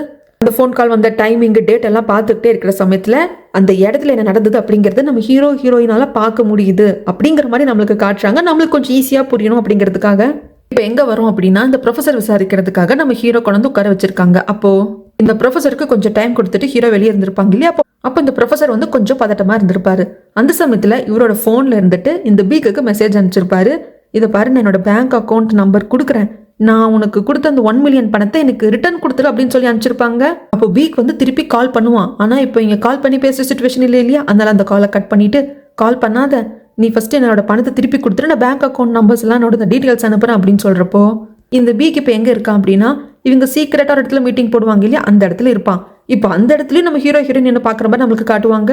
இவங்க மெம்பர்ஸில் ஒருத்தராக இருக்கக்கூடிய ஒரு ஓடி வந்து இந்த மாதிரி அந்த ப்ரொஃபஸரை அரெஸ்ட் பண்ணியிருக்காங்க, ப்ராசிக்யூட்டர் ஆஃபீஸில் இன்வெஸ்டிகேஷன் இருக்காங்க அப்படிங்கிறப்போ எந்த கேஸுக்கு அப்படின்னு கேட்குற சமயத்தில் விக்டிம் பொண்ணு இறந்து போனா இல்லையா, அந்த கேஸில் இவரை விட்னஸாக கூப்பிட்டுருக்காங்க விசாரிக்கிறதுக்கு. என்ன அந்த பொண்ணு கடைசியாக கால் பண்ணது ப்ரொஃபஸருக்கு தான் அப்படின்னது பீக்குக்கு புரிஞ்சு போச்சு. இப்போ அந்த ஆள் அங்கே உட்காந்துட்டு நம்ம கிட்ட பணத்தை திருப்பி கொடுன்னு கேட்டுட்டு இருக்கானா அப்படின்னு சொல்லி இப்போ நீ எங்கே இருக்க அப்படின்னு சொல்லிட்டு பீக் ஒரு மெசேஜ் அனுப்புவான். நான் வந்து கிளாஸ் எடுத்துட்டு இருக்கேன், காலேஜில் இருக்கேன் அப்படின்னு சொல்லிட்டு ப்ரொஃபஸர் சொல்லுவாங்க. அப்படியா, அப்போ இப்போ நான் கால் பண்ணுறேன், அட்டன் பண்ணேன், அப்போதான் தெளிவாக பேச முடியும் அப்படின்னு சொல்லிட்டு பீக்கு காலும் பண்ணிடுவான். இருக்கு வேற வழி இல்லை, சரி அட்டன் பண்ணி பேசிடலான்னு சொல்லிட்டு இந்த ப்ரொஃபஸர் அட்டன் பண்ணுவாங்க. இந்த இடத்துல நம்ம ஹீரோயின் இருந்துட்டு அவங்க மொபைலில் பார்க்குறப்போ அந்த ப்ரொஃபஸரோட மொபைலில் வந்து கால் வந்து பேசினாங்கன்னா ஆட்டோ ரெக்கார்ட் ஆகிறதுக்கான ஆப்ஷன் இருக்கும். அது பிக் ஃபோன் வாங்கிட்டு போனப்போ டெலிட் பண்ணியிருப்பான். பட் இப்போ அதை ரெக்கவர் பண்ணிட்டாங்க இல்லையா, அந்த கால் ரெக்கார்டில் என்ன இருக்குன்னு கேட்குறாங்க. பிகே வந்து சொல்லியிருப்பான், நீ வந்து இப்போ காலேஜில் கிடையாது, நீ இந்த ப்ராசிக்யூட்டர் ஆஃபீஸில் இருக்கேன்னு தெரியும் அப்படிங்கிறப்போ ஆமாம் நான் என்ன பண்ணுறது, எனக்கு பயமாக இருக்குது பீக், நான் உன்ன மாதிரி கிடையாது, என்னோட மொத்த சேவிங்குமே அந்த 1 மில்லியன் தான், அதை நான் கொடுத்துருக்கேன், என் மேலே சர்ச் வாரண்ட்டும் சீஸ் வாரண்ட்டும் வாங்கி வச்சிருக்கான் அந்த ப்ராசிக்யூட்டர். அதாவது நம்ம ஹீரோ, எனக்கு வேற என்ன பண்ணுறதுன்னு தெரியல, என்னோட ஃபோனில் வந்து எல்லா ரெக்கார்டுமே இருக்குது, நாம் பண்ணதுக்கான எல்லா விஷயமும் இருக்குது, என் ஃபோன் மாட்டிக்கிச்சுன்னா அவ்வளோதான், நான் முடிஞ்சேன், நாம் எல்லாரும் உள்ளே போக வேண்டியது, எனக்கு என் பணத்தை திருப்பி கொடுத்துரு அப்படிங்கிறப்போ இவனை ஜஸ்ட் விட்னஸாக தான் கூப்பிட்டுருக்காங்க. கடைசியாக அந்த விக்டிம் பொண்ணு இறந்து போகிறதுக்கு முன்னாடி உனக்கு கால் பண்ணியிருக்கா, அதுக்காக பேச தான் கூப்பிட்டுருக்காங்க, நீ ஏன் இவ்வளோ பயப்படுற அப்படிங்கிற ப்ரொஃபஸருக்கு பயங்கர பயம். இல்லை எனக்கு அதெல்லாம் தெரியாது, நீ கொடுத்துட்டு நாம் பேசிக்கிட்ட ரெக்கார்டிங்கும் இருக்குது, நம்ம 5 மெம்பர்ஸ் சீக்ரெட் சொசைட்டியில் இருக்கிற எல்லா விஷயங்களும் இருக்கா அப்படி இப்படின்னு சொல்ல ஆரம்பிக்க இவன் ஸ்பீக்கரில் போட்டு டேபிளில் வச்சிருவான் பீக்கு. இதை பாருங்க, இப்போ அந்த ப்ரொஃபஸர் நம்ம எல்லாருக்கும் எதிராக மாற போகிறாங்க. பயத்தில் நம்மளோட இந்த சீக்ரெட் சொசைட்டி பற்றின எல்லா டீட்டெயில்ஸும் கொடுக்க போகிறானம்மா. அவன் ஒருத்தர் தப்பிக்கிறதுக்காக நம்ம எல்லாரையும் மாட்டி விட போகிறான். இப்போது நம்மளோட 5 சீக்ரெட் மெம்பர்ஸ் சொசைட்டியிலிருந்து அவனை நான் வெளியெடுக்க போகிறேன். அந்த ப்ரொஃபஸரை நான் வெளியெடுக்கிறதுக்கு யாராவது எகென்ஸ்டாக இருக்கீங்களா அப்படின்னு கேட்குறப்ப எல்லாரும் அமைதியாக இருப்பாங்க. பீக் வந்துட்டு சொல்லுவான், நீ எங்களுக்கு பண்ணது துரோகம், நீ ஏதோ ஒரு வகையில் மாட்டிக்க போற அப்படிங்கிறப்ப நீ தைரியமாக ஃபேஸ் பண்ண முடியாமல் எங்களை முதுகில் குத்த பார்க்குற, அதனால இதுக்கப்புறம் நீ தனியாகவே சாவடா அப்படின்னு சொல்லிட்டு காலை கட் பண்ணியிருப்பாங்க. இந்த பீக் கட் பண்ண கையோட ஒரு வீடியோ ஃபுட்டேஜை வந்து இந்த ப்ரொஃபஸருக்கு அனுப்பிச்சு வச்சிருப்பான். அது என்ன வீடியோ நம்மளுக்கே காட்ட மாட்டாங்க, அது ஃபுல்லாக வந்து பிளர் பண்ணியிருப்பாங்க. இந்த வீடியோ எதுக்கானது அப்படிங்கிறது கூட நம்மளுக்கு தெரியாது. இந்த வீடியோ அனுப்பிச்சுட்டு இதை பாரு, அடுத்த 30 நிமிஷத்துக்குள்ள உன்னோட மனைவி அம்மா பொண்ணு எல்லாரும் இந்த வீடியோவை பார்ப்பாங்க, அதுக்கப்புறம் உன்னோட விருப்பம், நீ என்ன வேணா பண்ணிக்கோ அப்படின்னு சொல்லியிருந்திருப்பான். இப்போ இந்த பீக் ஏதோ ஒரு வீடியோ ஃபுட்டேஜ் அனுப்பிச்சு இதை உன்னோட அம்மா பொண்ணு உங்கள் மனைவியெல்லாம் பார்ப்பாங்கன்னு சொல்கிறான் இல்லைங்களா, இதை அந்த மற்ற 3 மெம்பர்ஸ்க்கு தெரிஞ்சு இவன் அனுப்புகிறானா இல்லை இவனா அனுப்புகிறானா அப்படிங்கிறது மட்டும் நம்மளுக்கு தெரியலைங்க. இந்த வீடியோ பார்த்ததுக்கு அப்புறமாக அப்படி நொந்து போய் வந்து உட்காருவார் ப்ரொஃபஸர், அழுவார். அதுக்கப்புறமாக தான் இல்லை நாம் இருந்தால் இதுக்கப்புறம் சரிப்பட்டு வராது அப்படின்னு சொல்லிட்டு தான் சூசைட் பண்ணி சாகிறதுக்கு ட்ரை பண்ணியிருப்பாரு. இப்போ இது எல்லாமே அந்த இடத்துல இப்படி தான் நடந்தது அப்படிங்கிற மாதிரி நம்ம ஹீரோவும் ஹீரோயினும் டிட்டோவாக பார்த்த மாதிரி எல்லாமே உங்களுக்கு போய் புரிஞ்சு போச்சு. இவ்வளோ கேடு கெட்டவனா பீக் அப்படிங்கிற மாதிரி தான் நம்ம ஹீரோயினுக்கும் இருக்குது. இந்த அளவுக்கு போவானா பீக் அப்படிங்கிற மாதிரி தான் நம்ம ஹீரோவுக்கும் இருக்குது. அதுக்கப்புறமாக இந்த ஆதாரத்தை எல்லாத்தையும் எடுத்துக்கிட்டு நம்ம ஹீரோவோட ஃப்ரெண்டு இருப்பாங்க இல்லையா, அவங்கள பார்க்கறதுக்காக ஹீரோ வராங்க. அந்த பீக் ப்ரொஃபஸருக்கு அனுப்பிச்ச வீடியோ என்ன அப்படிங்கிறது நம்ம ஹீரோயின் பார்த்துட்டாங்க. ஆனால் நம்மளுக்கு மட்டும்தாங்க காட்டல. இப்போ இந்த ஃப்ரெண்டை பார்க்க வந்துட்டு இந்த ஃப்ரெண்டும் ப்ராசிக்யூட்டர் தான் இல்லையா, இவரால் தான் இந்த கேஸை கொண்டு போக முடியும். அந்த ப்ரொஃபஸரோட ஃபோனு, அந்த ரிகவர் பண்ண டேட்டாலாம் இருக்கிற பென்ட்ரைவ் அப்படின்னு சொல்லிட்டு எல்லாத்தையும் கொடுத்துட்டு இறந்து போன விக்டிம் பொண்ணு, இப்போ ஹாஸ்பிட்டலில் சீரியஸாக இருக்கிற ப்ரொஃபஸர், இவங்க எல்லாரையும் வந்து கனெக்ட் பண்ணுறவன் பீக்கு. அவனுக்கு எதிர எல்லா ஆதாரமும் இருக்குது. நான் உன்னை தாண்டா மழை போல நம்பியிருக்கேன், இந்த கேஸை நீ தாண்டா கொண்டு போகணும் அப்படிங்கிறப்போ ஓகேன்னு சொல்லிடுவார் ஃப்ரெண்டு. நம்ம ஹீரோ நம்ம நண்பன் கிட்ட ஒப்படைச்சிட்டோம் அப்படிங்கிற நம்பிக்கையில் வருவாங்க. அப்படி அவர் கார் எடுக்க வர சமயத்தில் தான் காரில் உட்காந்துட்டு இருக்க நம்ம ஹீரோயின் நோட் பண்ணுவாங்க. இல்லை, இந்த ஃப்ரெண்டுக்காரன் வந்து கொஞ்சம் பதட்டமாக இருக்கான் அப்படிங்கிறத நோட் பண்ணுவாங்க. ஆனால் ஹீரோ ரொம்ப நம்பிக்கையாக என் ஃப்ரெண்ட் எல்லாத்தையும் பார்த்துப்பான் அப்படின்னு சொல்கிறதுனால ஒன்றும் சொல்லாமல் அங்கேருந்து கிளம்பிடுறாங்க. ஆனால் இங்கே நெருப்பில் அந்த ஆதாரத்தை எல்லாத்தையும் போட்டுடுறான். அப்போ அந்த அசிஸ்டண்ட் வந்து அந்த ஃபோனும் இருக்கே, அந்த பென்ட்ரைவும் இருக்கே, காப்பி எதுவும் இல்லைல்ல அப்படின்னு சொல்ல, நான் எல்லாத்தையும் போட்டேன்னு ஃப்ரெண்டு சொல்லுவான். சரி நீ கவலைப்படாத, கேசினோக்கு நீ போனதுக்கான அந்த ரெஜிஸ்டர் என்ட்ரி எல்லாம் இருக்கே, அது எல்லாத்தையும் நாங்கள் ஹேண்டில் பண்ணிக்கிறோம், நீ அங்கே வந்ததுக்கும் போனதுக்குமான தடையெல்லாம் பார்த்துக்குறோம் அப்படின்னு சொல்லிடுவாங்க. இவன் பயந்து போய் அங்கேருந்து ஓடி வந்துடுவான். சார் ஆல் கிளியர் சார் அப்படின்னு சொல்லிட்டு இந்த அசிஸ்டன்ட் பீக்கு கால் பண்ணி சொல்கிறப்போ அந்த ஹீரோயினையும் நம்ப முடியாது. கண்டிப்பாக அவங்க வீட்டில் இதுக்கான காப்பி இருக்கா என்னங்கிறத பாரு, எல்லாத்தையும் கிளியர் பண்ணு. அண்ட் தென் அந்த ஹீரோ கீஜூனை ஏதாவது ஒன்று பண்ணு அப்படின்னு சொல்லி இன்ஸ்ட்ரக்ஷன் கொடுக்குறான். நம்ம ஹீரோ அவர் வீட்டுக்கு வரப்போ வீடே தலைகீழ கிடக்கு, கலைஞ்சு போய் கிடக்கு. ஐயோ நம்மக்கிட்ட எல்லா ஆதாரம் இருக்குன்னு பீக்கு தெரிஞ்சிருச்சு போல இருக்கு. அப்போ ஹீரோயினோட கதி, ஐயோ ஃபர்ஸ்ட் நம்ம நண்பனுக்கு கால் பண்ணா ஃப்ரெண்டு கால் அட்டன் பண்ண மாட்டேங்கிறாங்க. ஐயோ சாராக்கு தான் பிரச்சனை வந்துட்டு போகுது அப்படின்னு சொல்லிட்டு சாராக்கு கால் பண்ணா சாராவோட நம்பரும் நாட் ரீச்சபிள் நம்ம வருது. உடனே இங்கிருந்து சாராவோட வீட்டுக்கு கிளம்புறாங்க. நம்ம ஹீரோ அங்கே போறப்போ சாரா வீட்டுக்கு இன்னும் வரலைங்க. ஆனால் வீட்டோட கதவு ஓப்பன்ல இருக்கு. ஒருவேளை சாரா தான் லாக் பண்ண மறந்துட்டாலோ அப்படின்னு சொல்லிட்டு சாரான்னு கூப்பிட்டே தான் உள்ள வருவாரு. அங்கேயும் வீடே பயங்கரமா தலைகீழா கலைஞ்சு கிடக்கும், ஒரே இருட்டா இருக்கும். அந்த இருட்டுக்குள்ள எவனோ ஒருத்தன் இருக்கான், கையில வந்து ஒரு பாட்டில் வச்சிருக்கான். நம்ம ஹீரோட பின்னந்தலையிலே அடிச்சுட்டான், வெளியே வந்துடுறான். போன ஆள் யார் என்னன்னு தெரியலங்க, கேப் போட்டு போவான். அவன் போறப்பதான் கரெக்டா நம்ம ஹீரோயின் உள்ள வருவாங்க. யார் இவன் போறான் அப்படின்னு சொல்லிட்டு லைட்டா சந்தேகமா இருக்கும். சரி வேற ஃபிளாட்ல இருக்கிறவன் போல இருக்கு அப்படின்னு சொல்லிட்டு இவங்க வீட்டுக்கு வரலாம். அப்படிங்கிறப்போ டோர் ஓப்பன்ல இருக்கு. உள்ள வந்து பார்த்தா ரத்த வெள்ளத்துல தலையில அடிப்பட்டு நம்ம ஹீரோ விழுந்து கிடக்குறாரு. என்ன பண்றதுன்னு ஒண்ணுமே புரியல, வீடே கலைஞ்சு கிடக்குது. இதுக்கப்புறம் என்ன நடந்தது அப்படிங்கறத நான் அடுத்த வீடியோல வந்து சொல்றேங்க.